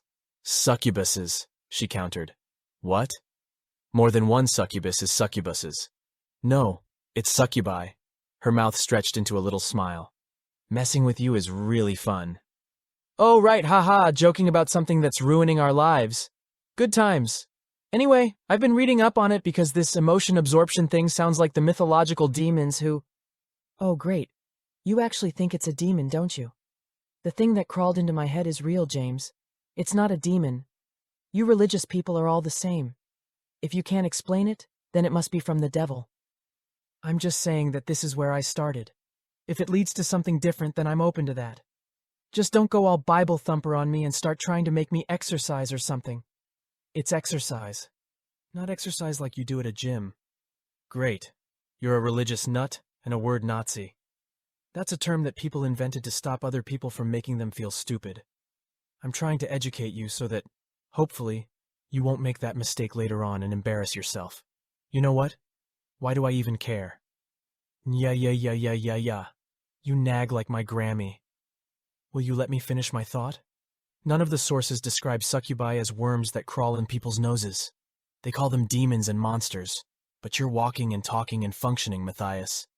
It's medically impossible for an organism to be living in your skull and you not be suffering any side effects with your cognitive or motor skills. It also ain't possible for me to be able to suck the life out of men, but here we are. Why couldn't I just have gotten one of those worms that live in people's butts and keep them from getting fat so I could eat anything I want? Most of the websites that I found on the subject of succubi are pretty homegrown, like they were made with one of those website generators from a decade ago. I wouldn't hang my hat on what they say as being hard fact, but it's just something to think about, I said, and shrugged. If you do have some kind of organism, there may be a way of getting it out with surgery. Matthias turned and looked at the vacant back seat behind me. What is it? I asked. Alinka's laughing. At what I just said? She nodded. Right, well, it might be best to start by speaking to someone who's knowledgeable about these things. I found the name of a mythology professor at the University of Houston, Liam Price. Maybe we can find time after school one of these days and go talk to him. She sighed. Okay, this is Danny's house. No offense, but you're going to have to move to the back seat, hun. He's a little bigger than you. Yes, I remember. 9. The understatement. Who invented it? Someone invented the wheel, discovered fire, and someone developed CPR. At some point, someone must have described something to someone else, and then the other person pointed out what they just said did not adequately describe the subject of the sentence. This is what I pondered as I sat squashed behind Matthias like something dehydrated for astronauts. Yes, Danny was bigger than me, but only because bigger was the only word I could think of to describe his size relative to mine. The Mini Cooper actually creaked and leaned to the right when he got into the passenger seat. Matthias had introduced me as her chemistry tutor, but he had felt the need to give me one of those palm-crushing alpha male handshakes. Yeah, Patty Riley tears up that basketball court, Danny declared. Between him, Smith, and Watson, our team couldn't be stopped last year. You play any sports? I saw Matthias smack him on his knee and give him a reproving look, although I was pretty certain that the guy just didn't know about my missing leg. Nah, I'm the bookworm of the family. I gotcha. I used to be the little brother too. Then one day I woke up and said, screw that. Started hitting the gym, and I'm not talking just arm days and leg days bullshit either. I'm talking gains, shakes, steroids, the whole 9, and it paid off when I made the team last year. Now I'm benching 380 and knocking fools down like a truck. Just kidding about theroids. Jocks speak. My brother could do it, but I never picked up the knack. Are you looking at any schools? I asked. Hell yeah, man. I got my sights set on UT for sure if I can get a scholarship. Make a write-up here, babe. My big bro graduated from UT, so I want to keep the family name strong there. You going into chemistry when you graduate? Medical school, I said, which I guess involves some chemistry. Then you're going to want to shoot for Baylor or Rice, huh? UT's good too, I think. Definitely, I agreed, surprised that he knew that much. And here we are, said Matthias. All right, babe, thanks for the lift. I'll drop by your house after practice and check on you. Actually, I'm going to study at the library with James, she said. Text me? Okay, sure. He went around to her side and they kissed as I got back into the front passenger seat and made a point not to notice. Good meeting you, Jim, he said, smiling, then pointed a meaty finger at my face. Keep your hands off my girl. It's just studying, I reiterated with a companionable chuckle. The gauntlet had been thrown. Jim. He called me. Jim. He's kidding, said Matthias, and kissed him again. Lighten up, bro, Danny said cheerfully, and walked away. You hate when people call you Jim, don't you? Matthias asked as we were pulling out of the parking lot. How did you know? You smell annoyed. Smell. You could smell that? She nodded. I can smell emotions like a dog smells bacon. Why don't you like Danny? He called me Jim. And you don't like jocks. Don't tell me you're one of those angsty geeks who's still bitter about being picked last for sports in elementary. No, maybe a little. They're annoying, okay? I mean, he squeezed my hand really hard when we shook a while ago. Oh, poor thing. Did he hurt your whittle fingers? Want me to kiss them? He's asserting himself, that's my point. That's the way it is with them. They feel this constant need to piss on things to mark territory that nobody cares about. What's he pissing on? I looked at her. Me? Shaking your hand hard is him pissing on me? You should read some books on body language and human behavior. People mark their territory in different ways. That's his way. You know what I think? She looked sideways at me with a little smirk. I don't want to. I think you're a little jealous. Yep, I didn't want to know. 5 o'clock traffic was clogging the freeway, but Matthias weaved in and out of lanes pretty deftly. She didn't seem to care about the cars honking at her. And don't try to deny it because I can smell that too. I think, wow, I've never had two guys fighting over me before. It's kind of hot. I'm not jealous and I'm not fighting over you. I'm just telling you to handle your business. Make sure your boyfriend understands that I'm not interested in you in any shape or form. The last thing I need now is to be stuck in some kind of stupid teen love drama on top of everything else you're putting me through. No shape or form, huh? That tent that you pitched in my bathroom last night looked like a shape. Triangular, I think. I grimaced. That was the seam of my jeans, not a tent. See? I lifted my shirt and pointed to the crotch fold. I guarantee you that I don't have a boner right now. It might look like I do, but I don't. It's a fold, and it happens to anyone who sits down in pants. She laughed. Way too much info there, sweetie. You are seriously the most uptight black guy that I've ever met. You really need to get laid. That's another thing I don't get.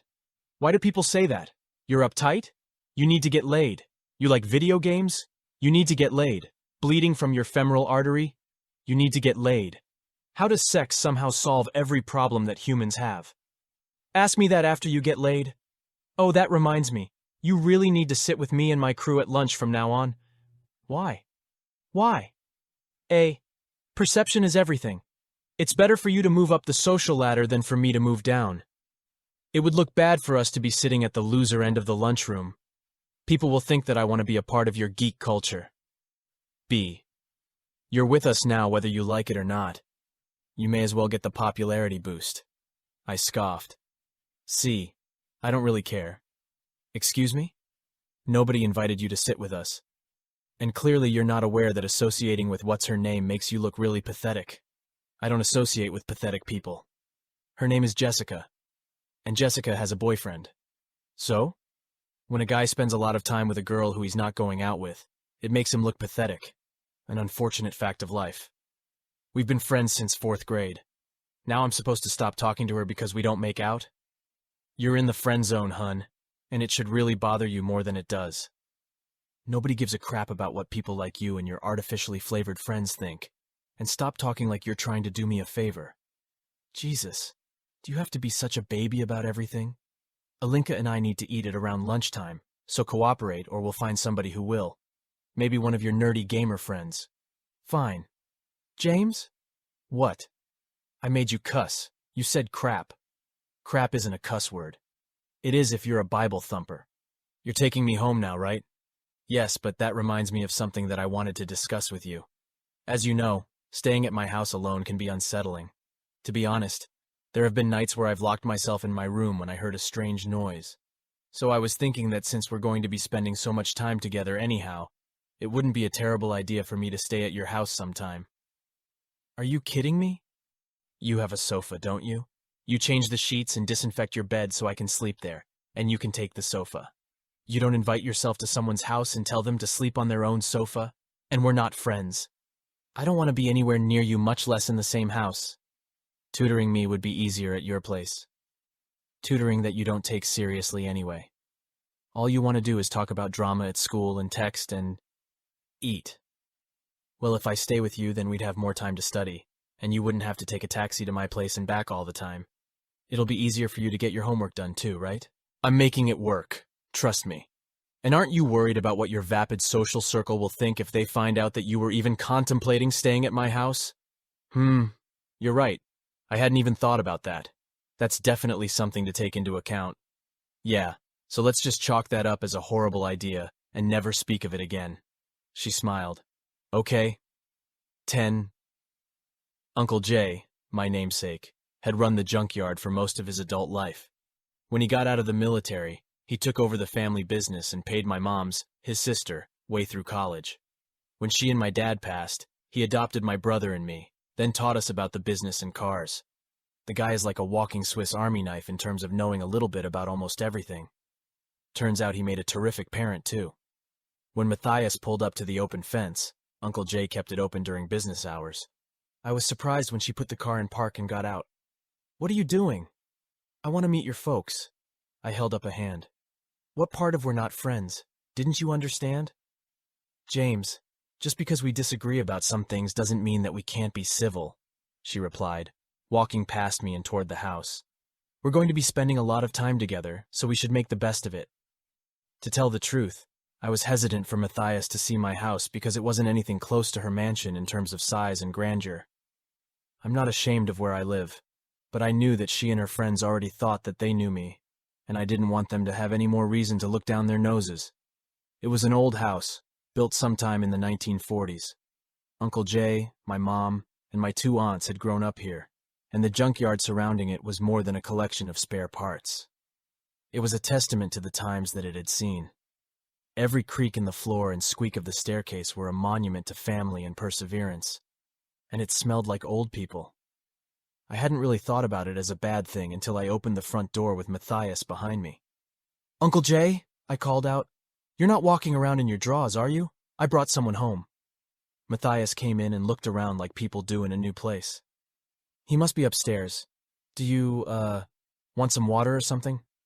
All you have is water? For you, yes. Fine, then I'll take some with ice, please. When I came back with her stupid glass of water, Matthias was looking intently at a wall of family photos. That's a lot of black people, she said, then pointed. Who's that? My great-grandparents. And this? A cousin. I forgot her name. She pointed to another picture. I'm not telling you about my family. Because you don't know who it is, do you? My daddy's got a chest full of family albums, and I can tell you the names of all of them. A person should know their family. I'll work on that. This isn't tap water, is it?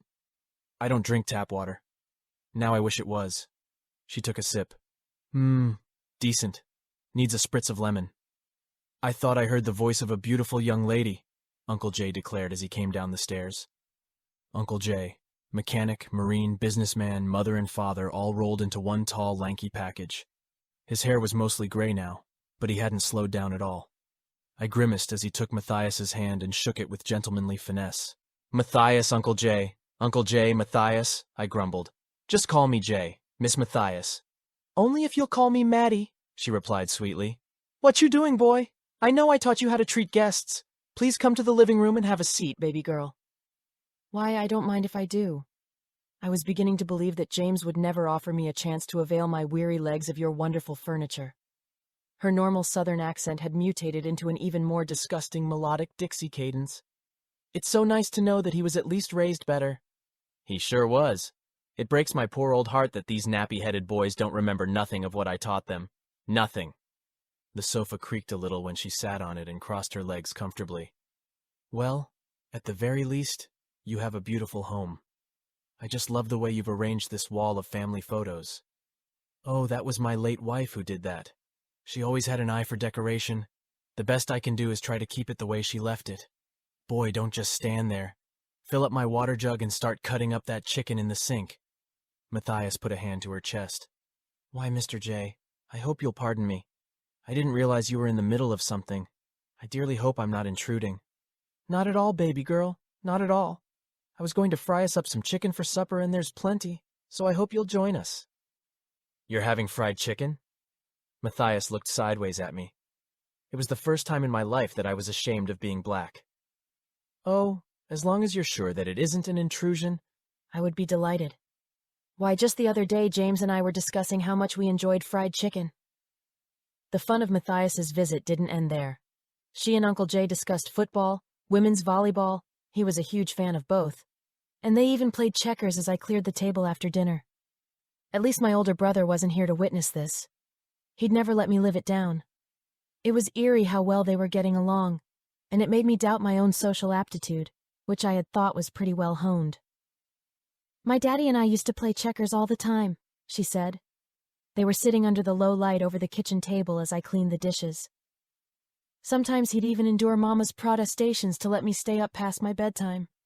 I'd be useless the next morning when it was time for school, but playing checkers with Daddy was always worth it. All that practice certainly seems to have paid off, Uncle Jay replied. It's been a long time since I had anyone give me a run for my money. Why, thank you, Mr. Jay. You know I could stay here all night playing with you, but unfortunately I must get home before dark. Oh yes, said Uncle Jay, standing up politely. We don't want you to get in trouble with your parents. Oh, my parents are overseas on business. I've been living by myself over these past few months. Living by yourself? A young lady your age shouldn't be staying by herself in a house. Matthias shrugged.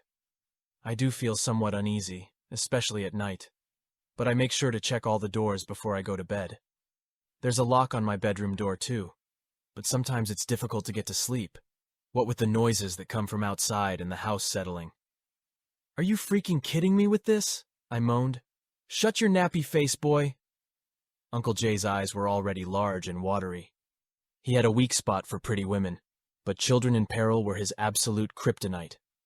Then Matthias delivered the coup de grace. The hardest part is when thunderstorms come. I know I'm a little old to be scared of thunder, but when you're all alone in a big place, sometimes it's not so easy to remember how old you are. Uncle Jay's old calloused hands grasped Matthias's prim manicured ones. Won't you stay with us until your folks get back home, baby girl? James can sleep on the sofa and you can have his room.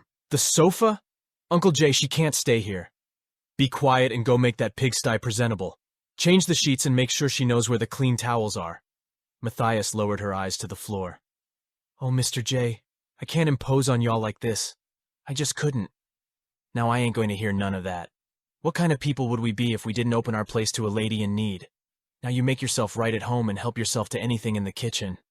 Oh, Mr. J, I can't express how relieved I am to not have to stay in that house all alone, she said, smiling. James, now you don't have to go all the way out to my house to tutor me. Isn't that wonderful? 11.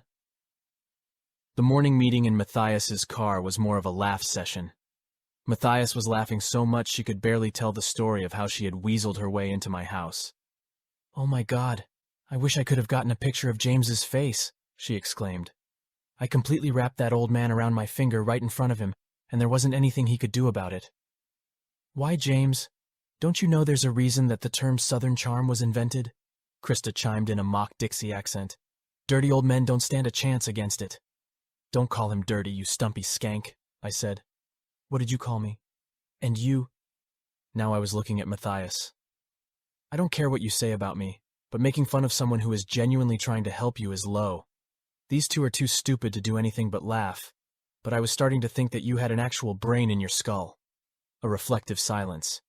Ladies, gentlemen, meeting adjourned, said Matthias. James, stay in the car. We have things to do. We have to get to class, Matthias, I said wearily. No, you don't. Because we're going to see that professor that you told me about. And cut class? Let's wait until the weekend. Nobody spends the weekend at their office. The odds of catching him are better during a weekday, trust me. What's the matter? It's just one day. And if we can get some answers, then it'll be worth it. 12. Ditching class was something I never thought I'd do. Fine, I admit it. I was one of those kids who hadn't missed a day of school in his life. That's over 10 years of perfect attendance destroyed in an instant. It made me feel dirty. My whole existence felt somehow tilted because of the mere knowledge that I should have been in class. For Matthias, on the other hand, it may as well have been any other day of the week. She stopped for an iced coffee, texted friends while driving, and went to a skincare shop. I don't know why you didn't let me get that skin cream for you. I read that it's great for black people's skin, and you need serious help in that department. I'll file that black people skin remark for later discussion.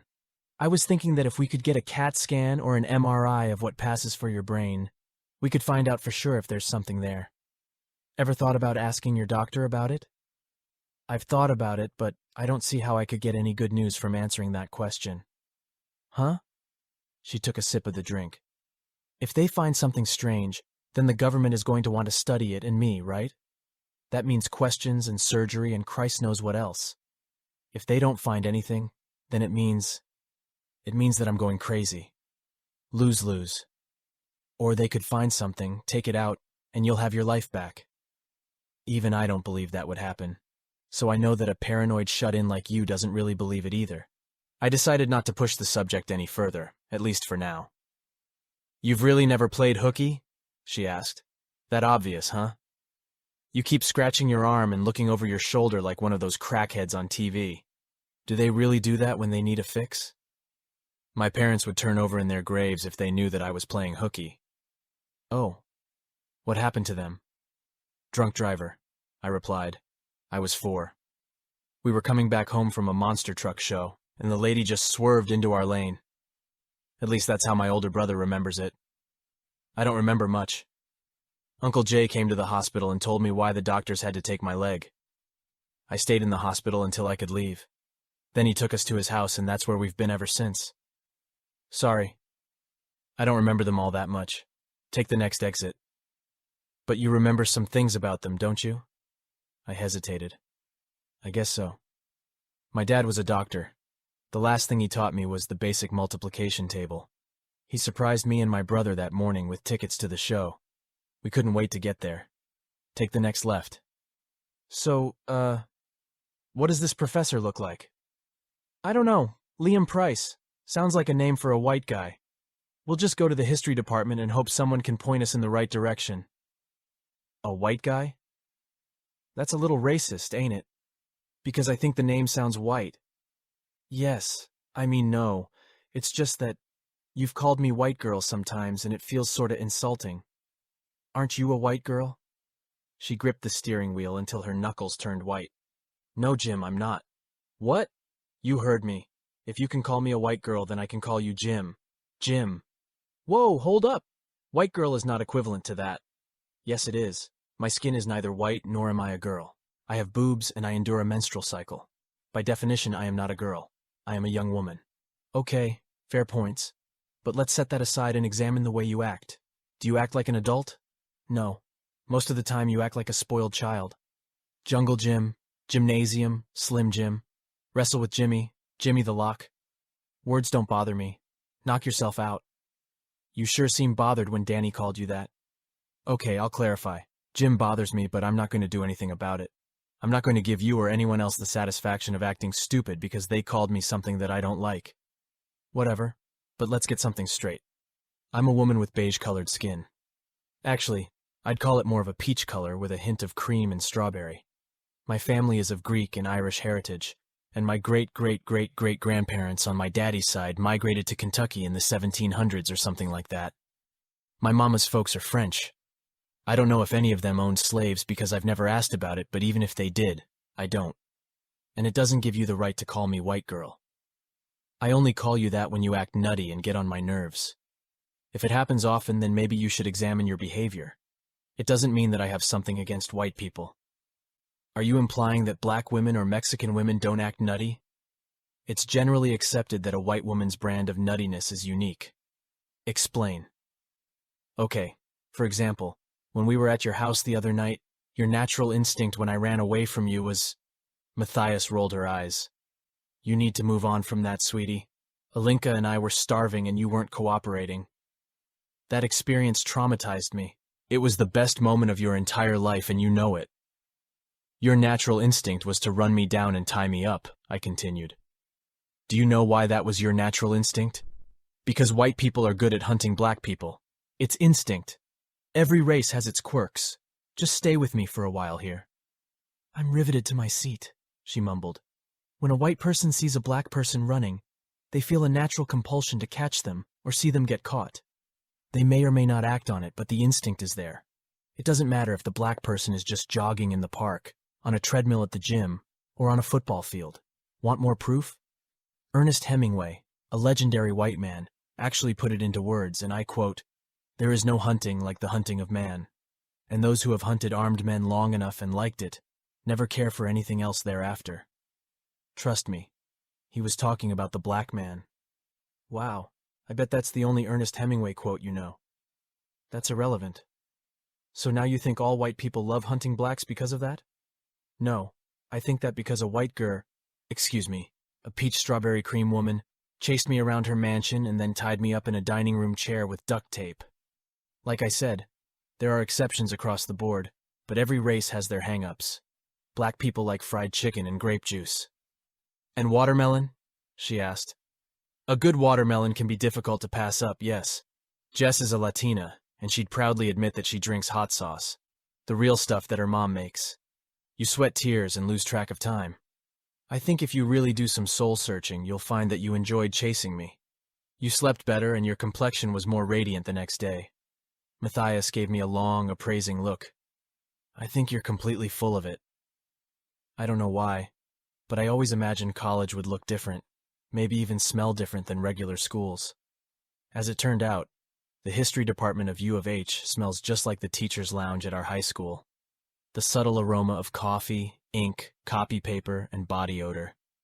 The man that we found in office 202 was slender and must have been in his 30s. He looked up at us through black-rimmed glasses when I asked if this was the office of Professor Liam Price. Yes, it is, a crisp British accent. Sorry to interrupt, I said. Is this a bad time? Not at all. Please, come in, have a seat. Please excuse the mess. When Matthias walked past me, I noticed that her face was very red. My name is Matthias, and this is James Riley. We're doing a report for a class project on mythology and had some mythological questions, she began. And we were hoping that you could help or point us in the right direction, maybe. I mean that we had questions about mythology, not that our questions are mythological. Am I saying that wrong? I think I understand, he said with a friendly smile that Matthias was returning with high wattage. How can I be of service? She cleared her throat. We're researching succubi, and we're hoping that you could give us some background. Like where they come from, what they do, things like that. Of course. Well, succubi are widely believed to be demons with powers that take on various forms in various cultures, typically sexual in nature. In some legends, they were said to have thrived on the lust of men by attacking them in their sleep and entering their dreams. Other legends depict them as having the ability to shapeshift into incubi, the male counterpart to succubi. Are the two of you working on a research paper, perhaps? He picked up a pen and tore a sheet of paper out of a notebook. If so, I can point you to a number of scholarly online and library resources that will provide much more detailed information than I can give you offhand. We'd appreciate that, I said. Do you know of any legends that talk about succubi coming in the form of a worm? Like maybe something that craws up people's noses? Price's hand stopped writing. Where would you have heard about that? Just, in passing, I said. Matthias growled. It wasn't one of those catty noises that some girls do when they see a guy that they think is good-looking. This was a real animal-like predatory growl that should not have come from a human throat. Move, healer, and I will rip out your innards. Her eyes were narrowed at Price. They were that strange purple color, but now there were thin lines of blue veins radiating from the outer edges of the eye sockets. This wasn't Matthias. This was Alinka. So the rumors are true for a change, Price said calmly. Queen Nalk is ready to pass her throne on to one of her 3 daughters that can prove themselves worthy. We knew that you and your sisters abandoned your previous hosts, but I will admit that we've had a difficult time tracking you down. Quite the stroke of luck to have you stroll into my office. From your accent, you must be Alinka the Flayer, yes? It is of no concern of yours, snarled Alinka. Come, my love, our business here is concluded. Price looked at me. Are you talking to me now? I asked her. Yes, imbecile, come. You're looking at him, so I thought you were still talking to him. I would not call him my love. How do I know that? Just look at people when you want to communicate with them. Simple. She's been feeding off of you? Asked Price. I held up a hand. It's a long story that, hilariously, doesn't have anything to do with love. By the way, can you tell us where the psychology department is? I had some questions about multiple personality With a completely unrushed motion, Price reached into the drawer of his desk and pulled out a gun. The feeling that comes when there is a gun pointed at you is hard to put into words. It's not so much the gun, as the knowledge that you could die at someone else's whim, and there's little you can do about it. In the movies we often see, people put their hands up and act calmly, but what I felt was the sudden urge to duck and fill my pants with as much poop as I possibly could. Alinka was suddenly in front of me, and I saw her body jerk with the sound of the gunshot. Then she bent over, grabbed the bottom of Price's desk with one hand, and upended the entire thing onto him with a crash. Papers and books flew everywhere. I saw one brown loafer sticking out from underneath the overturned desk before she grabbed my hand and yanked me into the hallway. "Hurry! He shot at us!" I was running as fast as I could behind her, and when we reached the stairs, she leapt over the rail to the lower flight without missing a beat. When I caught up, she reached into Matthias's purse, then crammed the car keys into my hand. That was when I noticed the black bullet hole in the sky blue polo shirt just above her right breast. "He shot you! You're bleeding!" "Never mind that. You will operate that machine." "What, Machi? You mean the car?" "You must get us away from here quickly. He will not be waylaid for long." I fumbled with the remote for the car alarm until I heard the doors unlock. Why? Why is he trying to kill us? What did we do?" Alinka shut the passenger door and peered back intently at the way we had come. I got the car started and sped out of the parking lot. "Is he behind us?" "I do not see him," she said, then reached over, lifted my shirt and put her hand on my chest. "You need a hospital," I exclaimed, as she then lifted Matthias's shirt. The ragged hole just over the bra was pouring blood in a regular rhythm that made me cold. "Put pressure on it! Beware your path!" Alinka shouted. I swerved away from the curve and tried to keep my eyes on the road, but the grotesque wound was almost too terrifying to look away from. Then the bloody bullet slowly came out of the hole and dropped into her lap. The wound rapidly closed, scabbed over, scarred briefly, and was completely gone all in about 15 seconds. That's when the reality of what Alinka was became my reality. She pulled the shirt back over herself and looked at me closely. "Are you okay?" I asked. "Your love has made me whole. Now your heart believes, yes?" I nodded slowly. I still didn't buy the love thing, but I definitely didn't think that Matthias was completely out of her mind anymore. "We must not be so careless in the future. The fewer people who know that you are my Jair, the safer you will be, I think." Zair? The ancient word my people use to describe the person from whom true love comes. Every symbiont has at least one, or so the old legends say. But precious few of us ever find them. It is the nature of our existence. My sisters would consider me very fortunate indeed. Your arm, how is it? It was not my intention to harm you in our haste. It's fine. I hope you didn't kill that guy. He meant no less for us. But why? I asked. What did we do? Because his kind hates us. Right. And, what did he mean when he called you Alinka the Flayer? She looked at me, smiled a little, then laid a palm on my face. A name that I earned long ago. Perhaps one day I will tell you how. I brushed her hand away. She sighed.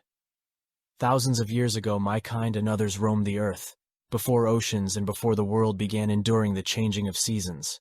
The God that you give your worship to saw evil in the hearts of his creation and sent a flood to cleanse it. You are no doubt familiar with the small group of humans who crafted a great vessel to survive the calamity. I nodded. Noah.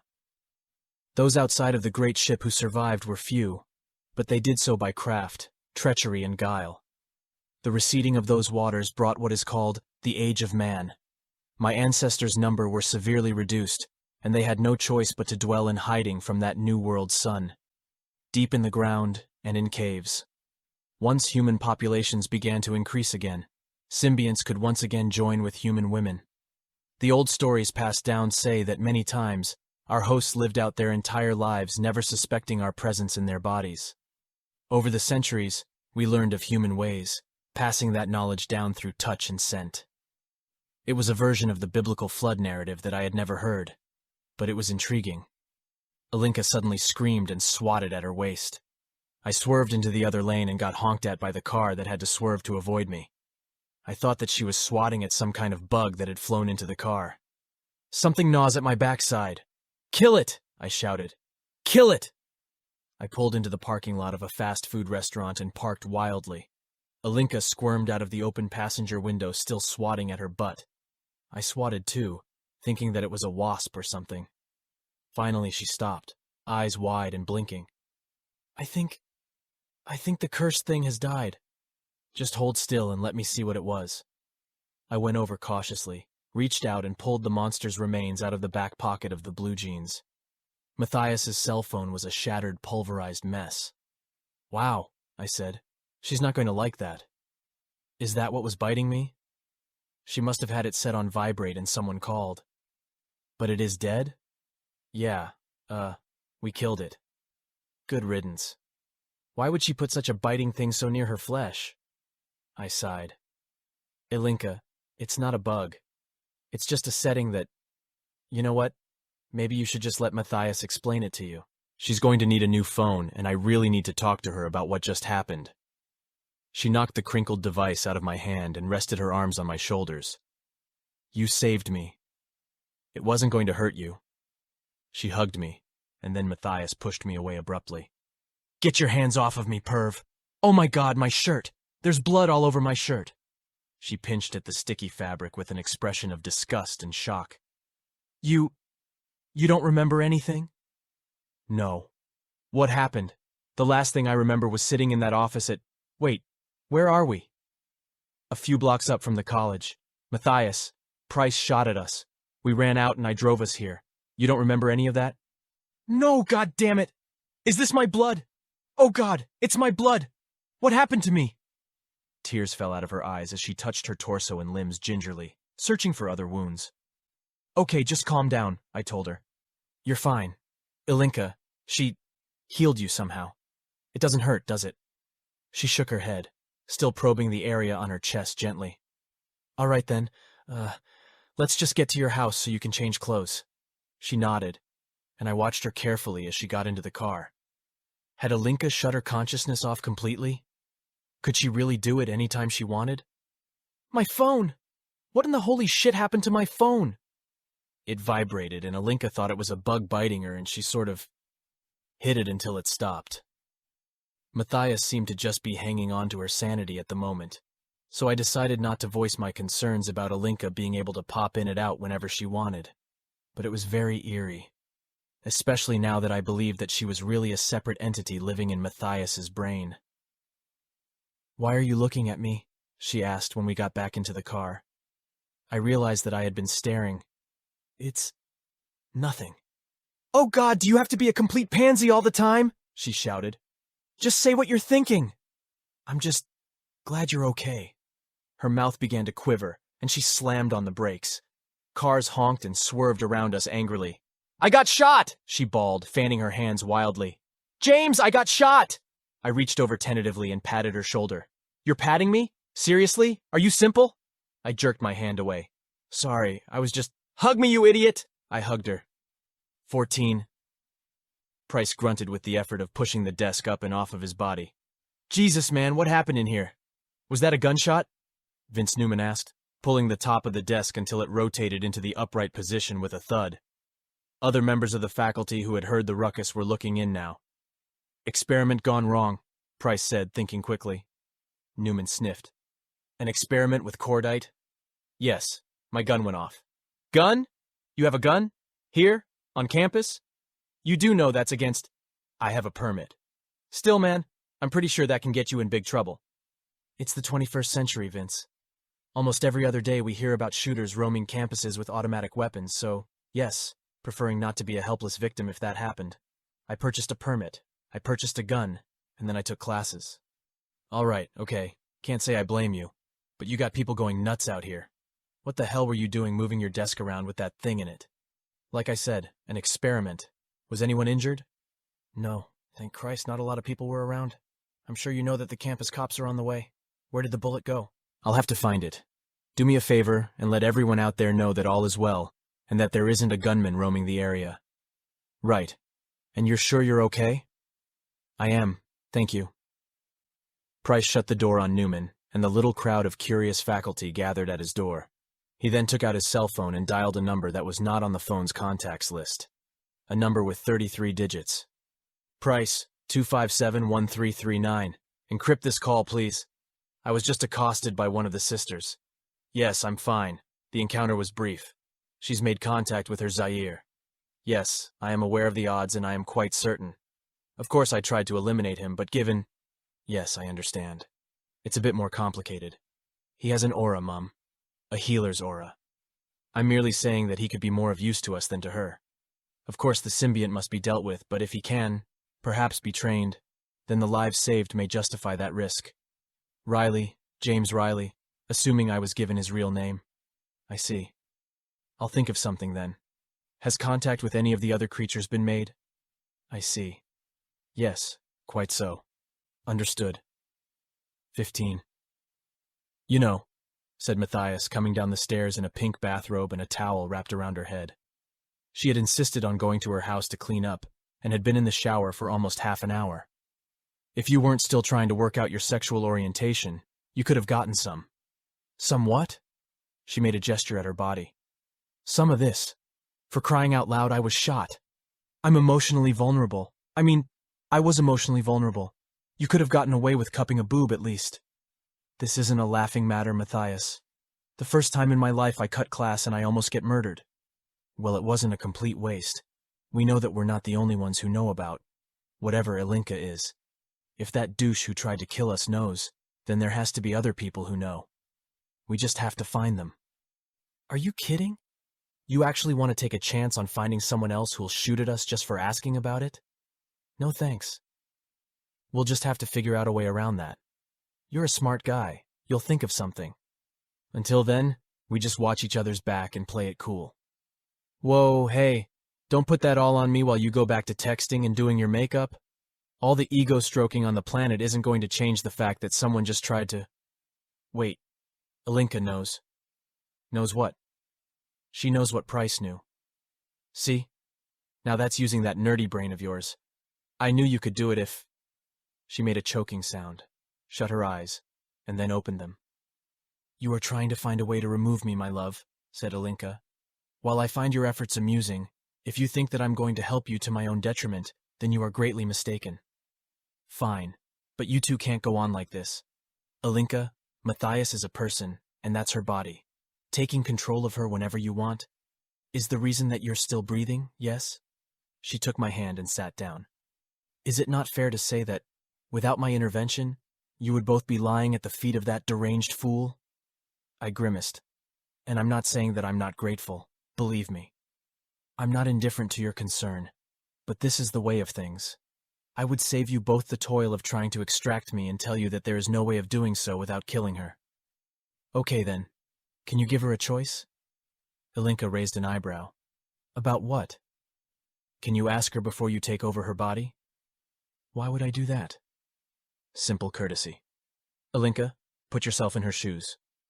Ilinka looked at her bare feet. How would wearing her shoes change anything? I'm asking you to imagine that someone, a stranger, had taken over your body against your will and could do whatever they wanted. How would you feel about that? She blinked, seemed to be considering it, and then raised her chin defiantly. It would be troubling. Exactly. See where I'm coming from? And if I do as you ask, what will you give me? She crossed her legs and grinned like something hungry. What do you want? Wait, I added hastily. Nothing, weird.